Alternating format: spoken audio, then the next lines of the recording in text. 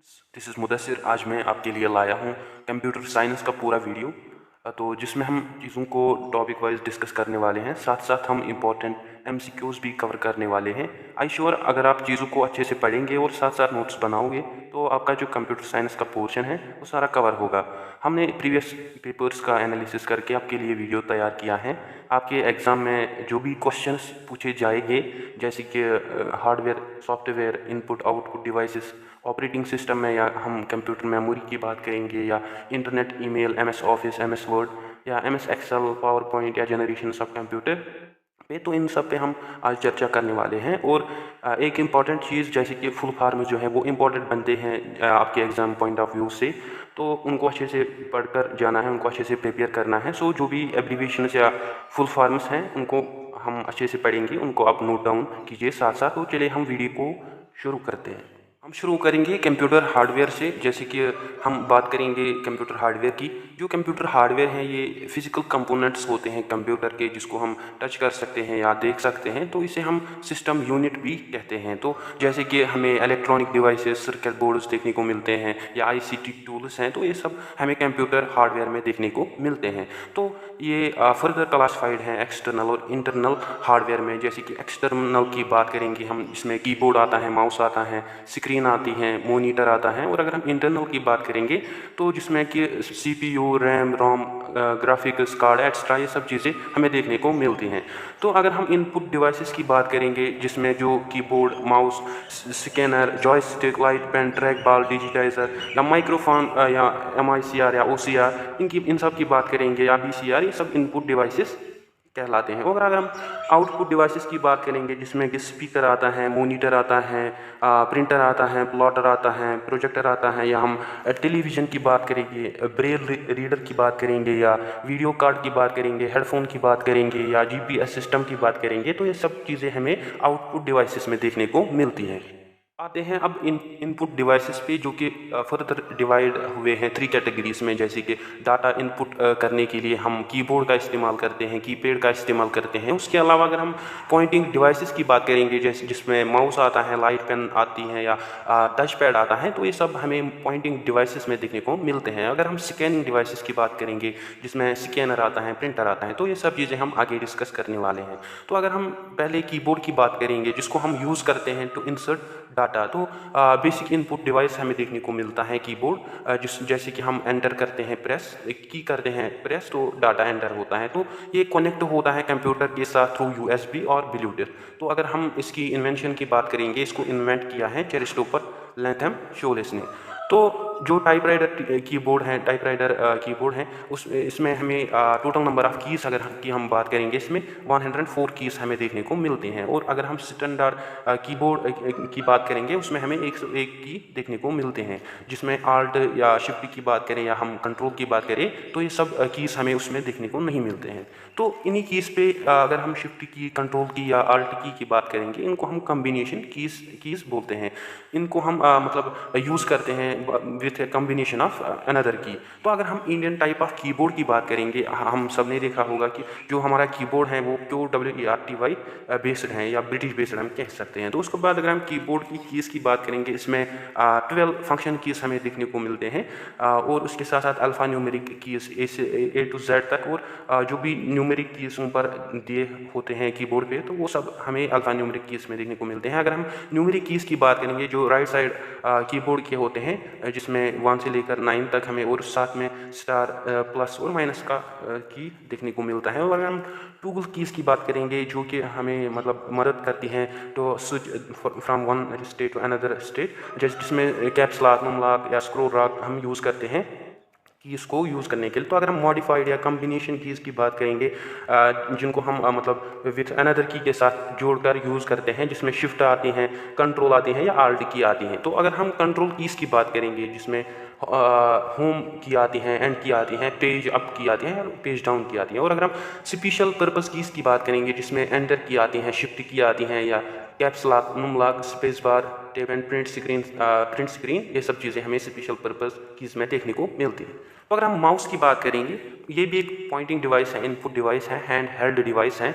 जिसको हम यूज़ करते हैं कर्सर मूव करने के लिए या पॉइंटर मूव करने के लिए अक्रॉस द स्क्रीन। तो इसमें इसके जो सेंटर में लगा होता है स्क्रॉल बटन या व्हील बटन, वो हमें देखने को मिलता है। तो अगर हम इसकी इन्वेंशन की बात करेंगे, इसको इन्वेंट किया है डोugलास एंजलबर्ट इन 1964 में। तो इसकी जो 5 फंक्शंस हैं माउस की, वो हमें ये देखने को मिलते हैं, जैसे कि पॉइंटिंग। अगर हमें कोई ऑब्जेक्ट लोकेट करना होगा स्क्रीन पे तो हम पॉइंटिंग का इस्तेमाल करते हैं। अगर हम क्लिकिंग की बात करेंगे, जिसे हम आइटम को सिलेक्ट करते हैं स्क्रीन पे, और अगर हम डबल क्लिक की बात करेंगे, जिसे हम किसी भी प्रोग्राम को ओपन मतलब करना चाहते हैं, तो उसके साथ साथ हमें राइट क्लिक पे जैसे कि डिस्प्ले शो होती हैं, कमांड शो होती हैं स्क्रीन पे। और अगर हम ड्रैगिंग की बात करेंगे तो हम ड्रैगिंग माउस को यूज़ करते हैं to move an item screen पे। तो उसके साथ साथ अगर हम टच पैड या ट्रैक पैड की बात करेंगे, ये भी हमें इनपुट डिवाइसेस में देखने को मिलते हैं। तो इससे यूज़र जो होता है वो अपनी फिंगर को इस्तेमाल करके मूव करता है उस पर। तो ये यूज़र कंट्रोल मूवमेंट मतलब करता है थ्रू कर्सर। तो हमें ये स्क्रीन पे जो भी हम मूव करना चाहते हैं तो वो हम टच पैड की मदद से कर सकते हैं। तो इसको हम आल्सो ट्रैक पैड भी कहते हैं। तो इसके 1 और 2 बटन्स हमें देखने को मिलते हैं वहाँ पे, जो कि हमें लैपटॉप्स में आजकल देखने को मिलते हैं, जिनको हम नोटबुक कंप्यूटर्स भी कहते हैं। तो अगर हम लाइट पेन की बात करेंगे, ये हैंड हेल्ड डिवाइस हैं, पेन लाइक डिवाइस हैं। तो इसको ये लाइट इमिट करता है, ये बहुत ही सेंसिटिव होता है। तो ये कनेक्ट होता है कंप्यूटर के साथ थ्रू वायर। तो ये एक डिवाइस है जिसके टिप पे जो लाइट होती है वो इमिट होती हैं। तो ये इन्फॉर्मेशन सेंड करता है कंप्यूटर को, जबकि यूज़र टच करता है स्क्रीन को इस पेन से। तो ये स्पेशली डिज़ाइनर स्क्रीन के लिए बनाया गया है। तो ये बहुत ही लाइट हमें देखने को मिलता है, जिसको जो यूज़र्स हैं वो इंजीनियर्स या ग्राफिक डिज़ाइनर्स या इलस्ट्रेटर्स यूज़ करते हैं। तो इसको फर्स्ट इन्वेंट किया है बेन गुर्ले ने। तो अगर हम जॉयस्टिक की बात करेंगे, ये भी एक इनपुट डिवाइस है। तो ये पॉइंट जैसे कि माउस हैं या हम स्टाइलस की बात करें, लाइट पेन की बात करें, कि ये सब पॉइंटिंग डिवाइसेस हैं। तो ये भी जॉयस्टिक भी माउस की तरह ही काम करते हैं। तो ये मेड आप जैसे कि ये स्टिक की तरह होते हैं, जिसकी जो बेस होती हैं वो स्फेरिकल बेस हमें देखने को मिलती हैं, जिसमें जो सॉकेट होता है वो मतलब अलाउ करता है मूवमेंट को उस स्टिक से। तो इसको फर्स्ट इन्वेंट किया है सीबी मेरिक ने at US naval research laboratory में। तो जॉयस्टिक को आल्सो कंट्रोल कॉलम भी कहते हैं। तो ये डिवाइस हैं, कॉकपिट डिवाइस हैं, जो कि money civilian and military aircraft इसमें यूज़ किया जाता है। और हमें इसमें सप्लीमेंट्री स्विचेस देखने को मिलते हैं, जो कि कंट्रोल करते हैं एक एयरक्राफ्ट या फ्लाइट को। तो जो जॉयस्टिक हैं ये ऑफन करते हैं, जैसे कि हमें वीडियो गेमिंग में ये देखने को मिलती हैं, वीडियो गेमिंग में हम इसको यूज़ करते हैं। तो इसमें जो पॉपुलर वेरिएशन है वो हमें देखने को मिलती हैं। तो जैसे कि मैंने बोला, वीडियो गेमिंग में हम इसका इस्तेमाल भी कर सकते हैं। तो ये कंट्रोलिंग मशीन जैसे कि अदर मशीन्स भी हम इसी की मदद से कंट्रोल कर सकते हैं, जैसे कि क्रेन्स, ट्रक्स, अंडर वाटर या अननेम्ड व्हीकल्स या व्हील चेयर्स, कैमरास एक्सेट्रा। तो ये सब चीज़ें हमें जॉयस्टिक में देखने को मिलते हैं। तो अगर हम स्टाइलस की बात करेंगे, जो कि एक डिजिटल पेन है, पॉइंटिंग डिवाइस है, तो सिमिलर टू ये एक बॉल पेन पॉइंट की तरह होता है। तो इसे हम यूज़ करते हैं, इस पर हम प्रेशर डालते हैं to write the text and draw lines. तो इसे हम पेन लाइक मतलब कि हमें पेन टाइप देखने को मिलता है। तो ये हमें मतलब इसको यूज़ करते हैं ग्राफिकल एप्लीकेशंस मतलब ग्राफिकल एप्लीकेशंस में हम इसको यूज़ करते हैं, आर्टिस्ट्स या आर्किटेक्चर्स, डिज़ाइनर्स। तो उसको वो ड्राइंग क्रिएट करने में वो यूज़ करते हैं। तो इसको इन्वेंट किया है जॉन जे लाउड ने। तो अगर हम ग्राफिक टैबलेट की बात करेंगे, ये कंसिस्ट और फ्लैट पैड पे हम इसको यूज़ करते हैं, जिसकी मदद से हम ड्रा करते हैं, या एक स्पेशल स्टाइलस पेन की तरह हमें देखने को मिलता है, जिसकी मदद से हम इमेज को क्रिएट कर सकते हैं स्क्रीन पे। तो वो अपने मतलब पैड पे वो टच करके कोई भी मतलब इमेज ड्रा कर सकता है, वो एक्यूरेट ड्राइंग बना सकता है इसकी मदद से। तो इसे हम डिजिटाइजर या डिजिटल टैबलेट भी कहते हैं। तो अगर हम अदर इनपुट डिवाइसेस की बात करेंगे, जिसमें स्कैनर आता है, OCR आता है, optimal character recognition, barcode reader या मैग्नेटिक कैरेक्टर रीडर, तो ये सब चीज़ें हमें इनपुट डिवाइसेस में देखने को मिलती हैं। या बायोमेट्रिक की हम बात करेंगे, तो इसको हम यूज़ करते हैं convert hard copy into the soft copy. अब आते हैं हम फंडामेंटल्स ऑफ कंप्यूटर की। अगर हम कंप्यूटर की बात करेंगे, जैसे कि हम सबको पता है ये एक इलेक्ट्रॉनिक डिवाइस है। और जो कंप्यूटर वर्ड है वो डिराइव हुआ है लैटिन वर्ड से कंप्यूट। तो जिसकी जो मीनिंग है वो है कैलकुलेट, टू कैलकुलेट, और जो कि एक्सेप्ट करता है हमारा जो रॉ डाटा या इनपुट बोलेंगे हम उसको, ये मतलब एक्सेप्ट करता है in the form of input, और उसको फिर ये प्रोसेस करता है और फिर हमें आउटपुट देखने को मिलता है या डिजायर्ड रिजल्ट हमें देखने को मिलता है।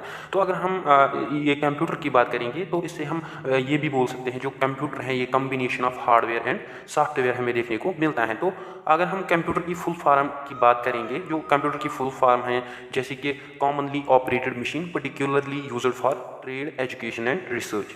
तो उसके बाद अगर हम working components of the computer की बात करेंगे, जिसमें हम इनपुट, जिसको हम इनपुट देते हैं, फिर उसमें प्रोसेसिंग होती है, फिर वो स्टोर होता है। तो ये सब चीज़ें मतलब इनपुट हम मतलब कीबोर्ड की मदद से देते हैं, और उसमें मतलब जो सीपीयू है, जैसे कि हम सबको पता है, हम सीपीयू को हार्ट ऑफ कंप्यूटर या ब्रेन ऑफ कंप्यूटर भी कहते हैं।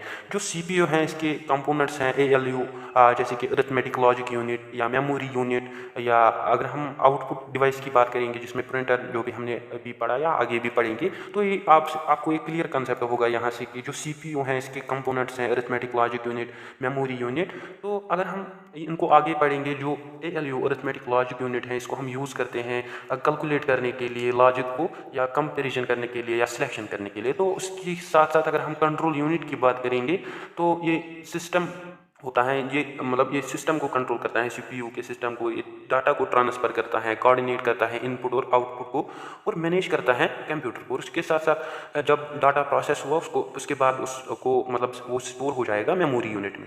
तो कुछ टर्मिनोलॉजीज हम इसमें इस्तेमाल करते हैं, जैसे कि डाटा है।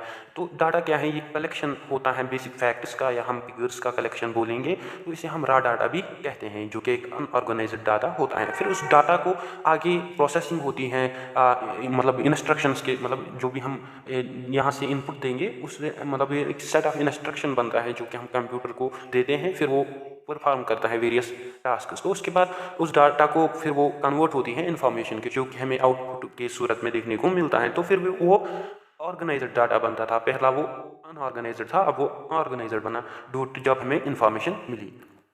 तो अब करते हैं बात कंप्यूटर सॉफ्टवेयर की। तो इसे हम प्रोग्रामिंग यूनिट भी कहते हैं। तो ये एक सेट ऑफ प्रोग्राम्स या सेट ऑफ इंस्ट्रक्शंस होता है जो कि यूज़र करता है इंस्ट्रक्ट मशीन को, और वो मशीन हार्डवेयर को बोलती हैं आपको कौन सा काम अंजाम देना है, जो कि हमें इंटेंजिबल कंपोनेंट्स देखने को मिलते हैं। तो इसे हम कम्बिनेशन ऑफ इंस्ट्रक्शंस या इंस्ट्रक्शन एंड डाटा भी कहते हैं, और इसे हम सेट ऑफ इंस्ट्रक्शंस या सीरीज ऑफ इंस्ट्रक्शंस भी कहते हैं, जिसको हम यूज़ करते हैं इनपुट और आउटपुट के लिए। तो इसके जो फर्दर टाइप्स हैं वो 3 टाइप्स हमें देखने को मिलते हैं। जैसे कि सिस्टम सॉफ्टवेयर की अगर हम बात करेंगे तो ये मैनेज करता है और कंट्रोल करता है हार्डवेयर कंपोनेंट्स को, और उनको ये अलो करता है interaction user between the user and hardware. तो इसे हम बैकग्राउंड सॉफ्टवेयर भी कहते हैं। और इसमें जो कलेक्शन ऑफ प्रोग्राम्स हमें देखने को मिलते हैं जो कि है इंक्लूडिंग ऑपरेटिंग सिस्टम, जिनमें जो examples utilities and basic drivers देखने को मिलते हैं। तो अब हम पहले समझेंगे कि जो ऑपरेटिंग सिस्टम है ये असल में होता क्या है। ऑपरेटिंग सिस्टम जो है ये इंटरफेस हमें मतलब देखने को मिलते हैं यूज़र एंड हार्डवेयर सिस्टम को, और इन अदर वर्ड्स हम कहेंगे ये इंटरेक्शन बनाता है possible between user and hardware system. तो एक एसेंशियल कंपोनेंट है सिस्टम का, जो कि रन करता है प्रोग्राम, मतलब जिसको हम यूज़ करते हैं टू रन प्रोग्राम्स या कंट्रोल करते हैं internal activities of the hardware system. तो ये हमें एनी टाइप ऑफ डिवाइस में हमें देखने को मिलता है। जैसे कि हम अगर बात करें सेल फोन्स की, वेब गेम्स की या सुपर कंप्यूटर्स में की, तो उसमें हमें ये सब देखने को मिलते हैं।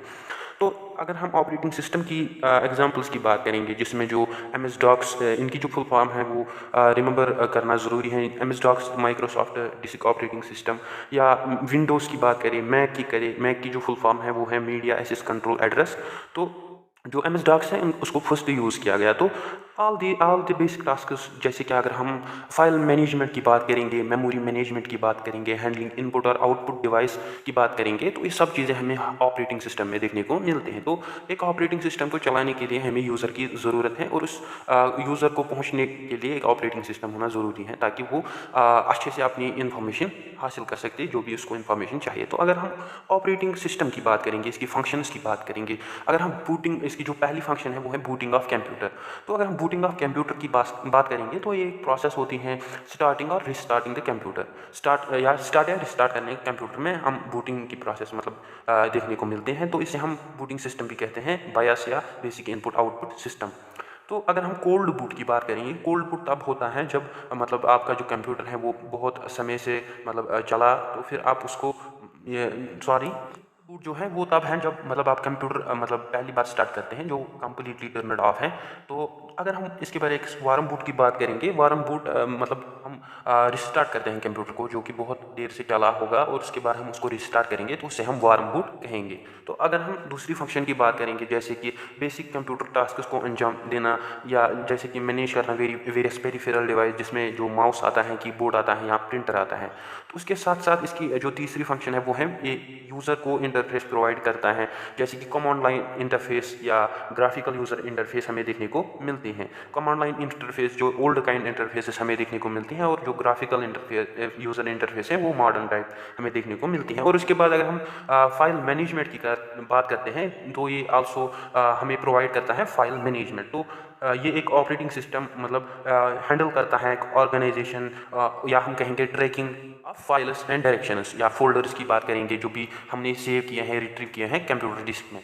तो जो फाइल मैनेजमेंट सिस्टम है ये अलाउ करता है यूज़र को to perform such tasks and creating files and directions, और जो भी जैसे कि रीनेम करना होगा आपको फाइल्स को, या कॉपी करना होगा, या मूव करना होगा, या डिलीट करना होगा, तो ये सब चीज़ें हमें इसमें देखने को मिलती हैं। तो अगर हम फाइल मैनेजमेंट सिस्टम की बात करेंगे, ये इसके 2 टाइप्स हैं, file allocation table and new technology file system. तो अगर हम कॉमन ऑपरेटिंग सिस्टम्स की बात करेंगे, MS विंडोज़ आते हैं, मैक ऑपरेटिंग सिस्टम हमें इसमें देखने को मिलता है।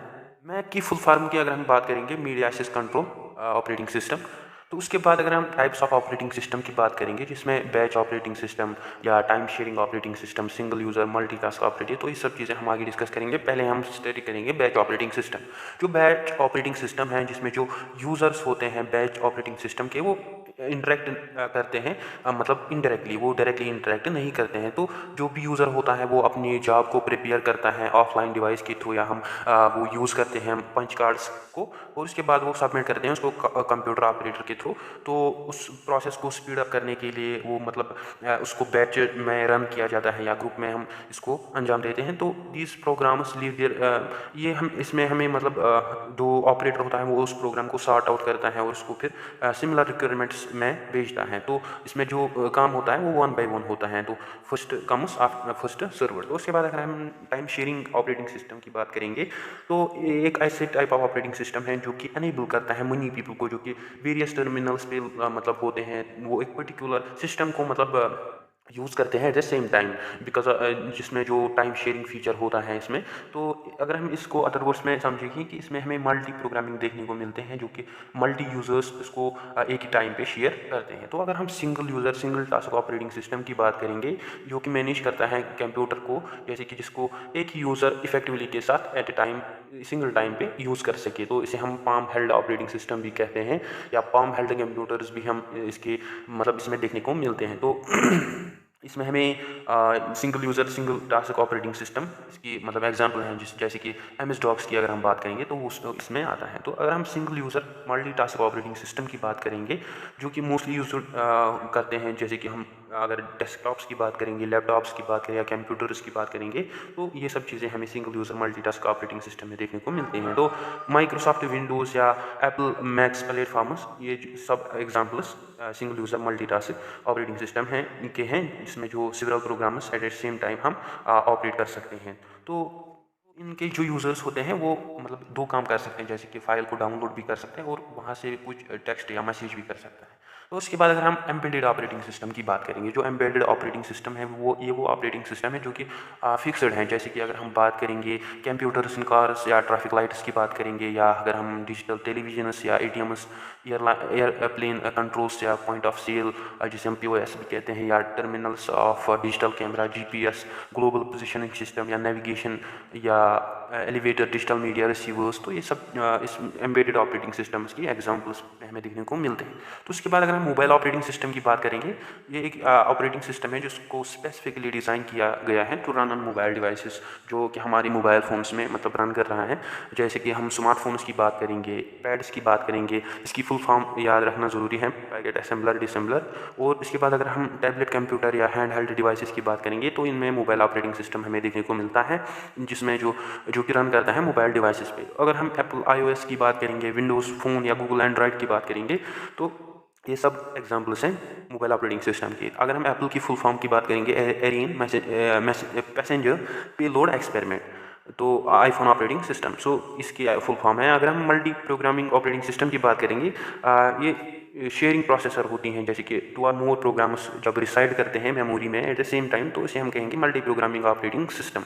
तो ये एज्यूम करता है सिंगल शेयर प्रोसेसर, और इसमें मल्टी प्रोग्रामिंग हमें देखने को मिलती है, और CPU यूटिलाइजेशन हमें देखने को मिलती है, जिसमें जो जॉब्स एग्जीक्यूट होते हैं वो 1 बाय 1 एग्जीक्यूट होते हैं। तो आप यहाँ पे इमेज पे भी देख सकते हैं।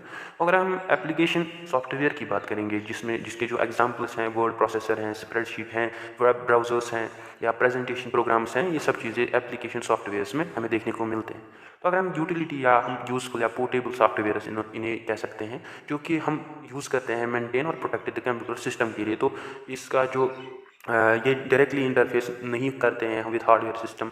तो जैसे कि इसके जो एग्जाम्पल्स एंटीवायरस सॉफ्टवेयर या फायरवॉल हमें देखने को मिलते हैं, तो इसके कुछ फंक्शंस हमें देखने को मिलते हैं, जैसे कि discipline up, file clean up, जैसे कि डिलीटेड अननेसेसरी फाइल्स को डिलीट करना, या डिस्क फ्रेगमेंटेशन की बात करते हैं, जिसमें जो फाइल्स हैं वो सीक्वेंस में रहते हैं, वो कोई भी एम्प्टी स्पेस नहीं छोड़ते।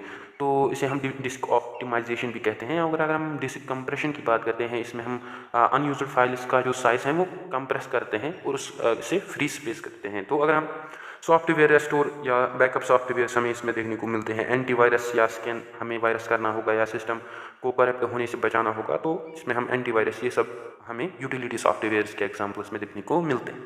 तो अगर हम कुछ स्कैनिंग डिवाइसेस या स्कैनर्स या इनपुट डिवाइसेस की बात करेंगे, जिसमें जो OCR आता है, ऑप्टिमल कैरेक्टर रिकॉग्निशन, जिसको हम यूज़ करते हैं राइटिंग टेक्स्ट को कन्वर्ट करना इनटू डिजिटल टेक्स्ट में, और इसके साथ साथ अगर हम OMR की बात करेंगे, ऑप्टिमल मार्क रीडर, ये एक डिवाइस है, जैसे कि हम OMR शीट्स को स्कैन करते हैं, तो ये इसमें देखने को मिलता है। और अगर हम बारकोड रीडर की बात करेंगे, तो हमें अगर कोई प्रोडक्ट स्कैन करना होगा तो हम उसमें बारकोड रीडर स्कैन करते हैं। या अगर हम मैग्नेटिक इंक कैरेक्टर रीडर की बात करेंगे, जो कि हमें फाइनेंशियल इंस्टीट्यूशन चेक्स पे देखने को मिलते हैं। तो अगर हम लोडर्स की बात करते हैं, ये आल्सो मतलब पार्ट हैं ऑपरेटिंग सिस्टम के, जिसको हम यूज़ करते हैं लोड करने के लिए। तो अगर हम डिस्क ड्राइव्स की बात करेंगे, जैसे कि ड्राइव्स को रन करना इनटू द कंप्यूटर, जो कि जिससे कि हार्डवेयर जो कि एक्सेस करती हैं हार्डवेयर फंक्शंस को। तो अगर हम ट्रांसलेटर्स की बात करेंगे, जो ट्रांसलेटर्स हैं ये कन्वर्ट करते हैं हमारी जो इंट्रैक्शंस होती हैं, जैसे कि रिटन लैंग्वेज जो होती है हमारी, उसको कन्वर्ट करता है ये प्रोग्रामिंग लैंग्वेज में। तो अगर हम ट्रांसलेटर्स की बात करेंगे, जैसे कि असेंबलर हैं, कंपाइलर हैं, इंटरप्रेटर हैं, तो ये सब हमें ट्रांसलेटर्स के एग्जाम्पल्स में देखने को मिलते हैं। तो अगर हम लो प्रोग्रामिंग लैंग्वेज की बात करेंगे, जिसमें जो हमें मशीन लैंग्वेज या असेंबली लैंग्वेज देखने को मिलती हैं, जिसमें हम बाइनरी डिजिट कोड यूज़ करते हैं 0-1, तो ये ईजियर भी है मशीन लैंग्वेज की। तो अगर हम फंक्शन कीज़ की बात करेंगे विंडोज़ में या कीबोर्ड में, जैसे कि हमें F1 से लेकर F12 तक, तो जो F1 है ये हमें मतलब हेल्प करते हैं विंडोज़ के एप्लीकेशंस को मतलब ब्रिंग अप करने में। और उसके साथ साथ अगर हम F2 की बात करेंगे, इसको हम यूज़ करते हैं to rename selected object, and F3 इसी के साथ साथ इसे हम सर्च बॉक्स ओपन करते हैं ब्राउजर्स में। तो F4 इसी तरीके से डिस्प्ले करता है हमारे एड्रेस बार को कंप्यूटर में। और F5 जैसे कि जो कि यूज़फुल हमें मतलब डिस्प्ले करता है पेज ब्राउजर्स में। और F6 की बात करेंगे, जो भी एलिमेंट्स हमारी स्क्रीन पे होंगे उनको साइकिल करने के लिए हम F6 का इस्तेमाल करते हैं। या F7 की बात करेंगे, इसे हम टर्न ऑफ या ऑन करते हैं क्रेसेट मोड में को फायरफॉक्स में। या हम स्पेलिंग चेक या ग्रामर चेकिंग के लिए इसका इस्तेमाल करते हैं MS वर्ड्स में। तो F8 इसी के साथ अगर हम इसमें जो एक्सटेंड हम सिलेक्शन करते हैं MS ऑफिस में, और F9 को इससे हम एक्टिवेट करते हैं मीनू बार को। उसके साथ साथ F10 को जो कि हम यूज़ करते हैं टॉगल को स्क्रीन करने मतलब फुल स्क्रीन से नॉर्मल स्क्रीन में लाने के लिए ब्राउजर्स में। तो F11 को हम यूज़ करते हैं फाइल सेव करने के लिए एक्टिव विंडोज़ में। F12 को इसके साथ हम मतलब सेव एज करते हैं डायलॉग MS ऑफिस में। तो अगर हम इसी के बाद कंप्यूटर मेमोरी की बात करते हैं, तो ये हमें कंप्यूटर मेमोरी जो है इसको हम रेफर करते हैं, मतलब ये डिवाइस में हम यूज़ करते हैं स्टोर डाटा करने के लिए, इंस्ट्रक्शंस को स्टोर करने के लिए फॉर टेम्पोरेरी और परमानेंट बेसिस। तो अन्य डाटा जो भी हम उसको उसमें देते हैं उसको हम कंसिडर करते हैं एज स्टोरेज। तो CPU को प्रोसेस करने के लिए हमें पहले इनपुट देना है, तो उसके बाद वो फिर डाटा को स्टोर करता है और उसके बाद वो मेमोरी यूनिट में उसको रखता है। तो अगर हम मेमोरी मेजरमेंट की बात करेंगे, जो भी मतलब स्टोरेज होगी उसकी जो कैपेसिटी है वो उसको हम एक्सप्रेस करते हैं क्वांटिटी में, जैसे कि हम बिट्स या बाइट्स में हम उसको एक्सप्रेस करते हैं। तो अगर हम KB की बात करेंगे, जिसे हम किलो बाइट्स कहते हैं, एमबी की बात करेंगे, मेगाबाइट, गीगाबाइट, टेराबाइट। तो इसी के साथ साथ हम स्टोरेज को मतलब जैसे कि अगर हम 4 बिट्स की बात करेंगे तो 4 बिट्स जो हैं वो इक्वल होती हैं एक निबल के, और जो 8 बिट्स हैं वो इक्वल होती हैं 1 बाइट के, और 1024 बाइट्स जो हैं वो इक्वल होती हैं 1 केबी के, और 1024 केबीज जो हैं वो 1 एमबी को इक्वल होते हैं, और जो 1024 एमबीज जो हैं वो इक्वल होती हैं 1 जीबी के, और जो 1024 जीबी है वो इक्वल होता है 1 टीबी या टेराबाइट हम कहेंगे। तो अगर हम 1 जीबी की बात करेंगे वो कितना हुआ, फिर वो हुआ 1 बिलियन बाइट्स, और इसे हम ऐसे लिखते हैं 1000 बाइट्स भी। तो अगर हम 1 एमबी की बात करेंगे 1 बिलियन बाइट्स, तो इसे हम ऐसे भी लिखते हैं। तो अगर हम उसके बाद इसके कुछ टाइप्स हैं, जैसे कि हमने सुना है प्राइमरी या सेकेंडरी। तो पहले हम पढ़ेंगे प्राइमरी, उसके बाद आएंगे हम सेकेंडरी पे। तो अगर हम प्राइमरी की बात करेंगे, इसे हम मैन मेमोरी भी कहते हैं या सेमीकंडक्टर मेमोरी भी कहते हैं। तो इसका डायरेक्ट एक्सेस होता है फ्रॉम सीपीयू, तो इसे हम वर्किंग मेमोरी भी कहते हैं कंप्यूटर के। तो अगर कंप्यूटर को प्राइमरी मेमोरी नहीं होगी तो वो रन नहीं करेगा इसके बगैर। तो फर्दर जो प्राइमरी मेमोरी है इसके खुद अपने 2 टाइप्स हैं, नॉन वोलाटाइल 3 टाइप्स हैं इसके। इनको हम पढ़ेंगे। पहले पढ़ेंगे हम नॉन वोलाटाइल मेमोरी। तो जो नॉन वोलाटाइल मेमोरी है इसका मतलब है अगर हम मतलब डाटा सप्लाई जो पावर सप्लाई जो होगी वो अगर ऑफ होगी तो हमें हमारा जो डाटा है वो लास्ट नहीं होगा। तो इसके लिए हमें पावर सप्लाई की ज़रूरत नहीं है। तो इसमें हमें रोम देखने को मिलता है, रीड ऑनली मेमोरी, जो कि परमानेंट मेमोरी होती है, इसे हम रीड और डिस्ट्रॉय कर सकते हैं। तो अगर हम रोम की बात करें, ये इंटरनल स्टोरेज होती हैं। सिलिकॉन चिप की अगर हम बात करें या मदरबोर्ड की बात करें, जो कि हमें कंप्यूटर में देखने को मिलता है, जिसके लिए इलेक्ट्रिक करंट की ज़रूरत नहीं होती for maintain data and instructions. तो इसके कुछ फीचर्स हैं। तो ये हमें इसको हम यूज़ करते हैं टर्न ऑन करने के लिए डिवाइस को, और इस प्रोसेस को हम बूटिंग की भी कहते हैं या बूटस्ट्रैप भी कहते हैं। तो ये हेल्प करता है रोम को ऑन करने में। तो उसके बाद अगर हम फर्मवेयर की बात करेंगे, जो कि मतलब यूज़ की जाती हैं कंप्यूटर में at the time of manufacture, तो वो परमानेंटली इंस्टॉल सॉफ्टवेयर्स हमें कंप्यूटर्स में देखने को मिलते हैं, जिन्हें हम स्पेशल सॉफ्टवेयर्स भी कहते हैं। तो ये नॉन ट्रांसफरिंग सॉफ्टवेयर्स होते हैं। तो अगर हम सॉफ्टवेयर इसमें जो बूटिंग प्रोसेस में यूज़ होते हैं वो हैं बायस, बेसिक इनपुट आउटपुट यूनिट। रोम जो है इसके 3 टाइप्स हैं, प्रोम, ई प्रोम एंड ई प्रोम।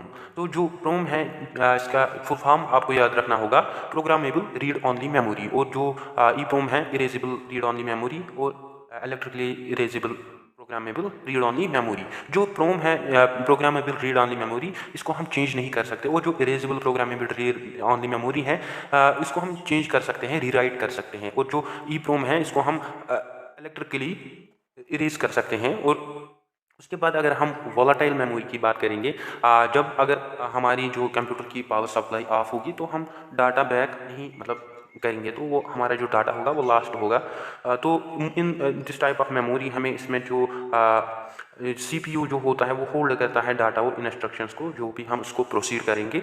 जहाँ पे जो फर्स्ट प्लेस होती हैं, जहाँ पे जो डाटा मतलब डाटा प्लेस होता है, तो आफ्टर जब हम इनपुट देते हैं उसके बाद उसमें हमें प्रोसेसिंग देखने को मिलते हैं, तो उसके बाद हमें आउटपुट देखने को मिलता है। तो एक हमें टेम्पोरेरी टाइप ऑफ मेमोरी देखने को मिलती है, जिसकी जो एग्जांपल है वो है रैंडम एक्सेस मेमोरी, जिसे हम टेम्पोरेरी मेमोरी भी कहते हैं। तो अगर हम रैम की बात करेंगे, फर्दर 2 टाइप्स में इसके 2 टाइप्स हैं, डी रैम और S RAM. Dynamic random access memory, dynamic वो मेमोरी है जिसको हम मतलब चेंज कर सकते हैं, और जो स्टैटिक रैंडम मेमोरी है वो होल्ड करती है डाटा को। तो बेस्ट इसमें है एस रैम। तो अगर हम कैश मेमोरी की बात करेंगे, ये टेम्पररी टाइप ऑफ मेमोरी हमें देखने को मिलती है, जिसको हम यूज़ करते हैं डाटा को स्टोर करने के लिए, और इससे हमें फ्रिक्वेंटली एक्सेस मिलता है डाटा को, और ये मतलब डाटा को कॉपी करते हैं रीड एंड राइट करने के लिए। तो अगर हम सेकेंडरी मेमोरी की बात करेंगे, जो कि नॉन वोलाटाइल मेमोरी है नेचर में, तो इसको हम यूज़ करते हैं बैकअप या लार्जर कैपेसिटी को बैकअप करने के लिए। तो इसका जो इनडायरेक्ट होता है विद सीपीयू, मतलब इनडायरेक्ट एक्सेस होता है विद सीपीयू, तो ये बहुत ही स्लो मेमोरी होती है as compare to primary memory. तो इसे ये एक्सिलरी मेमोरी भी कहते हैं, या बैकिंग स्टोर ऑफ मेमोरी। मतलब जब हम मतलब स्टोर मेमोरी करते हैं स्टोर को, तो ये डाटा को लूज़ नहीं करती, क्योंकि ये नॉन वोलाटाइल मेमोरी है। अगर हम कम्प्लीटली पावर ऑफ करेंगे तो इससे हमारा डाटा लास्ट नहीं होगा। तो लिए डाटा की ज़रूरत नहीं पड़ती है सीपीयू को बैक में स्टोर करने के लिए या कॉपीड करने के लिए मेन स्टोरेज में। तो जब ऑपरेटिंग सिस्टम को मतलब ज़रूरत पड़ती है डाटा को स्टोर या बैक में स्टोर करने के लिए, सेम वो उसको सेम ब्लॉक से सेम साइज में स्टोर करता है, जिसे हम पेजेस भी कहते हैं। तो ये most common user secondary device है मैग्नेटिक टेप की। अगर हम बात करें कि मैग्नेटिक डिस्क की, तो इसका जो इनडायरेक्टली एक्सेस होता है विद सीपीयू, तो इसका डायरेक्टली एक्सेस नहीं होता है सीपीयू का। तो अगर हम इसके टाइप्स सेकेंडरी मेमोरी के टाइप्स की बात करेंगे, अगर हम फिक्स्ड की करेंगे जो कि इंटरनल स्टोरेज डिवाइसेस होती हैं जिसमें हार्ड डिस्क हमें देखने को मिलते हैं, और अगर हम रिमूवेबल जो कि हम रिमूव करते हैं जैसे कि पेन ड्राइव या फोटोन की अगर हम बात करेंगे, तो ये सब हमें रिमूवेबल मेमोरी मतलब इसको हम रिमूव कर सकते हैं, तो इस टाइप में हमें देखने को मिलते हैं। अगर हम हार्ड डिस्क या इंटरनल स्टोरेज की बात करेंगे, तो ये नॉन रिमूवेबल मैग्नेटिक डिस्क हमें देखने को मिलते हैं जो कि स्टोर करती हैं, जो कि रिलेटिवली क्विक एक्सेस करती हैं लार्ज अमाउंट ऑफ डेटा को, और उसको हायर मतलब स्टोर करता है हायर कैपेसिटी और ग्रेटर रिलायबिलिटी के साथ। आप इमेज पे देख सकते हो जो कि अगर हम इसकी कैपेसिटी की बात करेंगे हार्ड डिस्क की, वो होती है 1 TB या 500 TB।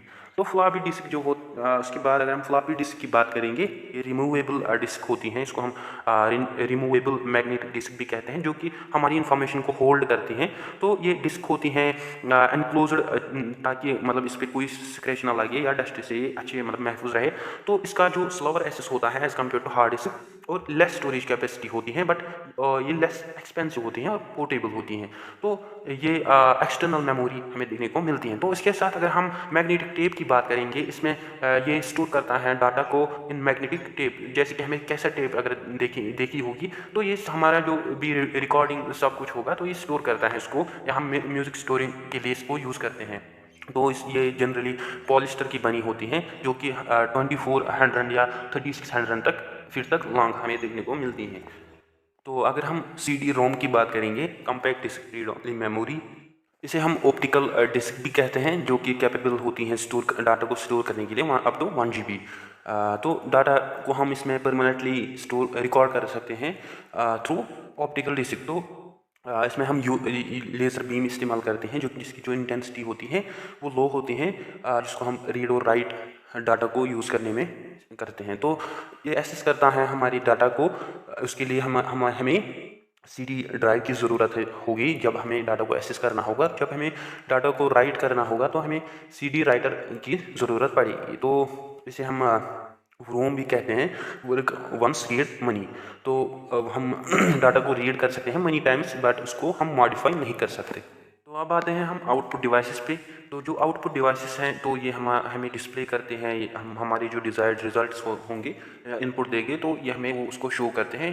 तो हम इसको कैटेगराइज करते हैं on the basis of output. जैसे कि अगर हम हार्ड कॉपी की बात करेंगे, जिसको हम मतलब जिसके जो कि हमें प्रिंटर या प्लॉटर के थ्रू मिलती हैं, जो कि टेंजेबल हमें देखने को मिलते हैं, जिसको हम टच कर सकते हैं। या अगर हम सॉफ्ट कॉपी की बात करते हैं, इनटेंजेबल, या अगर हम मोनीटर जिसको हम शो करते हैं मोनीटर, प्रोजेक्टर या स्पीकर पे।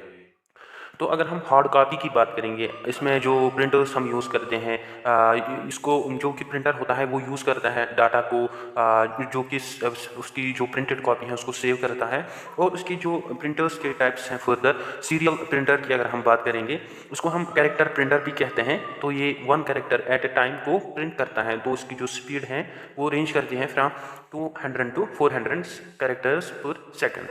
दैट इज़ वो कितना होगा 90 to 180 लाइन्स पर मिनट। तो अगर हम लाइन प्रिंटर्स की बात करेंगे, ये प्रिंट करता है 400 to 2000 लाइन्स पर मिनट।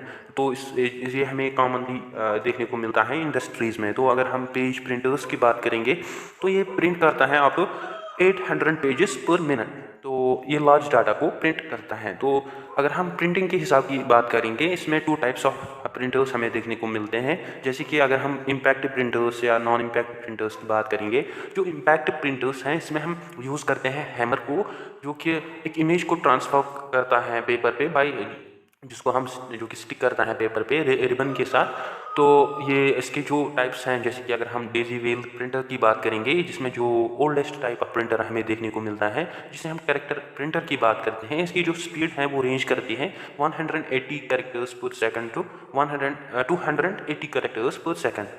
तो अगर हम डॉट मैट्रिक्स प्रिंटर की बात करेंगे, तो ये प्रिंट करता है थ्रू डॉट्स। तो इसकी जो स्पीड है वो रेंज करती है 180 to 360 कैरेक्टर्स पर सेकंड। तो अगर हम नॉन इम्पैक्ट प्रिंटर्स की बात करते हैं, ये डायरेक्टली ऑपरेट नहीं करते हैं striking writing character on paper, जैसे कि हमें इम्पैक्ट प्रिंटर में देखा। तो इसमें हम इंकजेट प्रिंटर्स देखने को मिलते हैं, लेज़र प्रिंटर्स देखने को मिलते हैं। जो इंकजेट प्रिंटर्स हैं, इसमें हम इंक को स्प्रे करते हैं पेपर पे, और इसकी जो प्रिंट क्वालिटी है वो गुड होती है as compare to impact printer है, और इसकी जो स्पीड है वो रेंज करती है फ्रॉम 340 टू 600 कैरेक्टर्स पर सेकंड। तो अगर हम लेज़र प्रिंटर की बात करेंगे, जो लेज़र प्रिंटर है तो ये मतलब प्रिंट करता है इमेज को, इसकी क्वालिटी होती है वो बहुत ही अच्छी होती है, और इसकी जो प्रिंटिंग स्पीड है वो बेटर होती है देन अदर प्रिंटर्स। तो इसकी जो स्पीड है वो रेंज करते हैं 12 to 20 पेजेस पर मिनट। उसके बाद अगर हम प्लॉटर्स की बात करेंगे, ये भी आउटपुट डिवाइसेस में आते हैं, तो इसको हम यूज़ करते हैं जनरेट जियोग्राफिकल आउटपुट्स के लिए। तो ये हाई क्वालिटी आउटपुट्स हमें देते हैं। तो अगर हम सॉफ्ट कॉपी की बात करेंगे, जो सॉफ्ट कॉपी में जिसको जैसे कि हम मॉनिटर, प्रोजेक्टर या स्पीकर की बात करेंगे, ये मतलब यूज़ करते हैं हम शो करने के लिए सॉफ्ट कॉपी को। अगर हम मॉनिटर की बात करेंगे, जो कि एक आउटपुट डिवाइस है जो कि डिस्प्ले करता है जो हमारी वर्क है, जो भी हमने की, जो भी हमारी इमेजेस होंगी स्क्रीन पे उसको शो करता है। तो इसे हम विजुअल डिस्प्ले यूनिट भी कहते हैं। तो ये इमेज को फॉर्म करता है 2 टीनी डॉट्स, जिन्हें हम पिक्सल्स भी कहते हैं। तो वो शार्पनेस, अगर हम इमेज की बात करेंगे, वो डिपेंड करेगी उसकी पिक्सल्स कितने हैं। तो इसके 2 टाइप्स हैं, CRT monitors and flat panel monitors. CRT monitors cathode rays tube, जो कि ओल्ड टाइप ऑफ मोनिटर्स हमें देखने को मिलते हैं, जैसे कि ओल्ड टीवीज आपने देखे होंगे, या जिनमें जो वैक्यूम ट्यूब्स का इस्तेमाल किया गया। और अगर हम फ्लैट पैनल मोनिटर्स की बात करेंगे, जिसमें LCD या LED की बात आते हैं, तो ये लिक्विड क्रिस्टल डिस्प्ले जिसमें पिक्सल्स का यूज़ किया गया, और जो लाइट इमिटिंग डायोड हैं जो कि लेटेस्ट हैं, ये सब हमें देखने को मिलते हैं सॉफ्ट कॉपी में।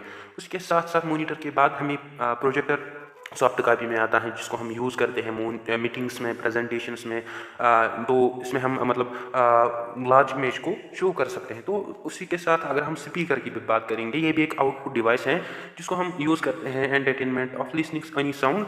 तो ये साउंड को मतलब इसमें साउंड कार्ड लगा होता है, जिसको जो कि कनेक्ट करता है CPU के साथ और जनरेट करता है साउंड को। अब डायरेक्टली आते हैं हम इंटरनेट एंड ईमेल पे। पहले हम डिस्कस करेंगे इंटरनेट के बारे में, उसके बाद हम ईमेल पे आते हैं। तो पहले अगर हम इंटरनेट की बात करेंगे, तो इंटरनेट को हम कहते हैं नेटवर्क ऑफ नेटवर्क्स। तो ये एक सिस्टम आर्किटेक्चर है जिससे जो कम्युनिकेशंस हैं वो रिवोल्यूशनाइज्ड हुए, और जो हमारी मेथड्स ऑफ कॉमर्स हैं वो आसान हुए थ्रू कंप्यूटर नेटवर्क्स जो शेयर करते हैं, जिससे कि जो वर्ल्ड है वो इंटरकनेक्ट रहता है। तो इससे हमारी जो ट्रांसमिशन होगी या कम्युनिकेशन होगी वो पॉसिबल होती हैं। तो इसमें TCP ट्रांसमिशन कंट्रोल प्रोटोकॉल या इंटरनेट प्रोटोकॉल हमें देखने को मिलते हैं। जो अगर हम प्रोटोकॉल की बात करें, protocol refers to the rules. तो प्रोटोकॉल्स कुछ रूल्स होते हैं, तो उन्हीं के अकॉर्डिंग चलता है। तो अगर हम इंटरनेट की बात करेंगे, तो पहले जो इंटरनेट है वो इमर्ज हुआ यूनाइटेड स्टेट्स में 1970, बट ये विजिबल नहीं था जनरल पब्लिक के लिए अंटिल 1990। तो भाई अगर हम 2023 की बात करेंगे, approximately 5.3 billion people internet use करते हैं। तो half of the world's population हमें देखने को मिलते हैं जिनको जो इंटरनेट एक्सेस हैं वो हैं। तो अगर हम फर्स्ट वर्केबल प्रोटोटाइप इंटरनेट की बात करेंगे, जो कि आया लेट 19th सेंचुरी में, जिसमें हमें ARPANET advanced research projects agency network, जिसकी जो फुल फॉर्म है, जिसको फंड करता था US डिपार्टमेंट ऑफ डिफेंस, जो कि जिसमें जो पैकेट स्विचिंग थी वो इस्तेमाल हुई थी, और ये मल्टीपल कंप्यूटर्स को अलो करता था कम्युनिकेट करने के लिए on a single network. India में अगर हम मुंबई की बात करेंगे, मुंबई को हम इंटरनेट हब भी कहते हैं। तो उसके बाद अगर हम टेक्नोलॉजी कंटिन्यू ग्रो मतलब करनी को थी, और इसने कंटिन्यू ग्रो किया, तो 1970 के बाद जो scientist Robert Khan and Vinton Cerf थे, उन्होंने डेवलप किया ट्रांसमिशन कंट्रोल प्रोटोकॉल और इंटरनेट प्रोटोकॉल। तो इन्हें हम कहते हैं फादर्स ऑफ इंटरनेट। तो ARPANET ने ये जब ट्रांसमिशन कंट्रोल प्रोटोकॉल और इंटरनेट प्रोटोकॉल अडेप्ट किया ऑन जनवरी 1, 1983, तो उन्होंने रिसर्चर्स किए, असेंबल किया नेटवर्क्स ऑफ नेटवर्क्स को, और मॉडर्न इंटरनेट में उसको कन्वर्ट किया। और उसके बाद जो हमें ऑनलाइन वर्ल्ड देखने को मिलता है, तो ये हमें उस 1990 के बाद देखने को मिलता है, तो जब टिम बर्नर्स-ली ने इन्वेंट की वर्ल्ड वाइड वेब को।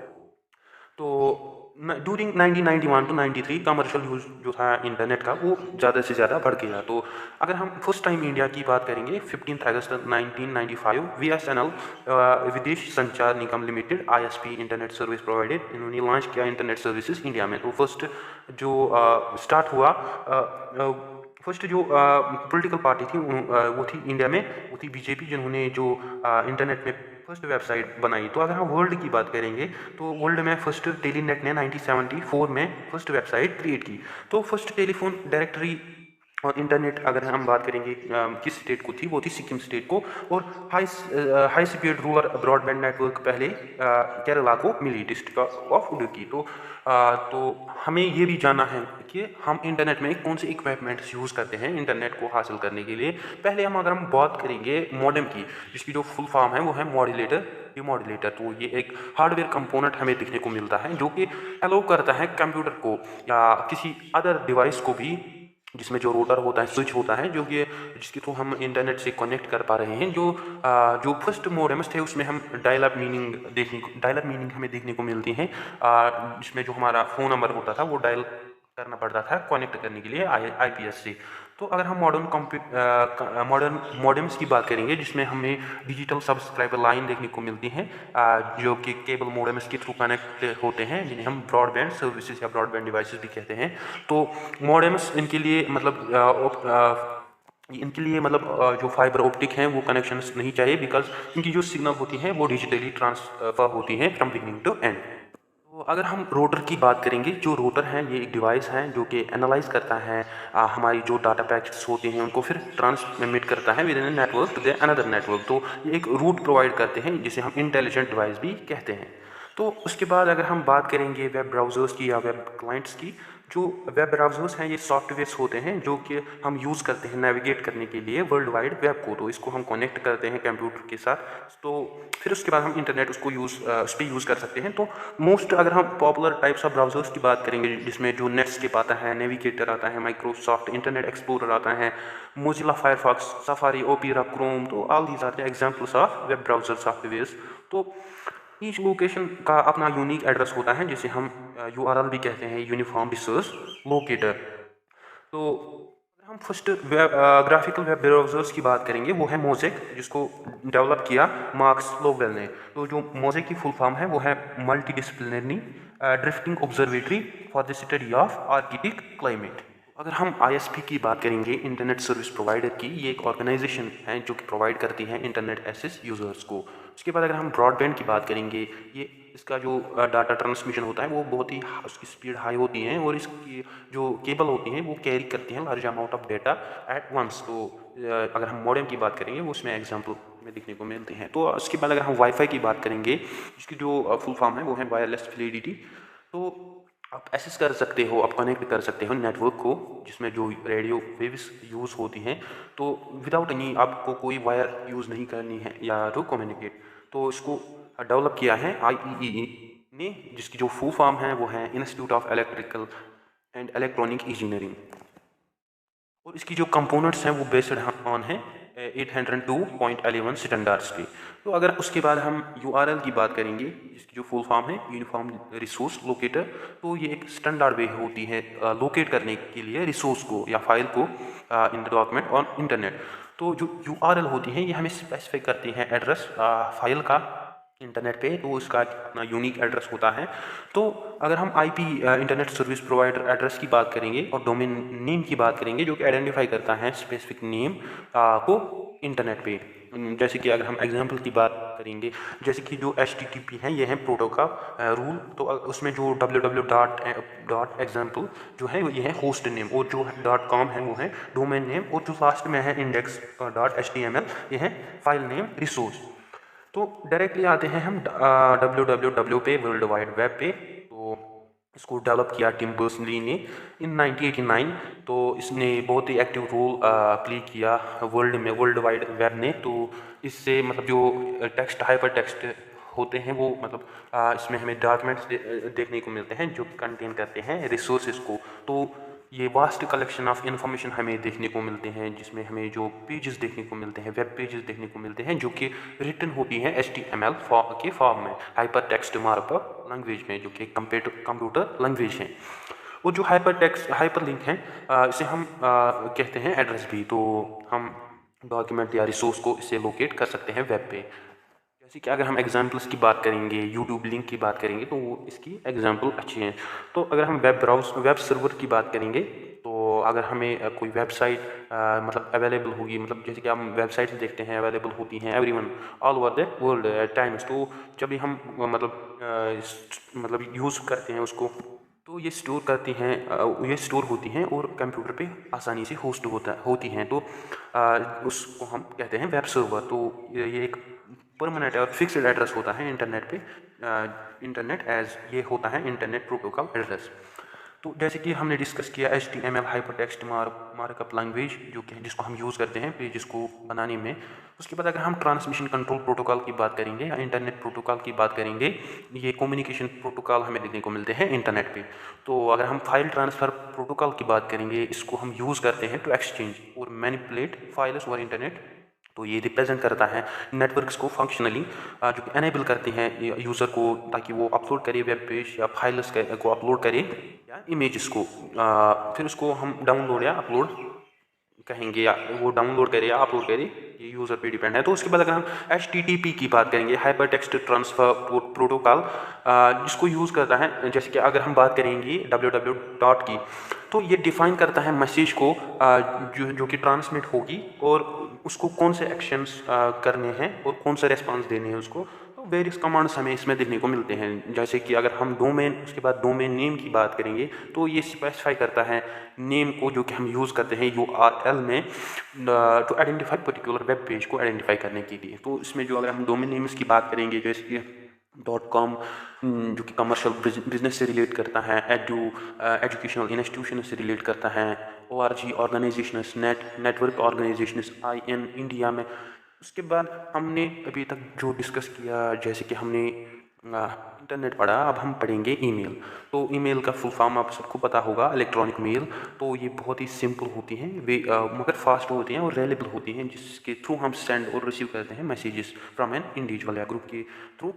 तो इंटरनेट जो होते हैं ये जैसे कि, तो अगर हम 1971 की बात करेंगे, रे टॉमलिंसन ने क्रिएट किया first ARPANET advanced research projects agency network, जो कि ईमेल एप्लीकेशन थी।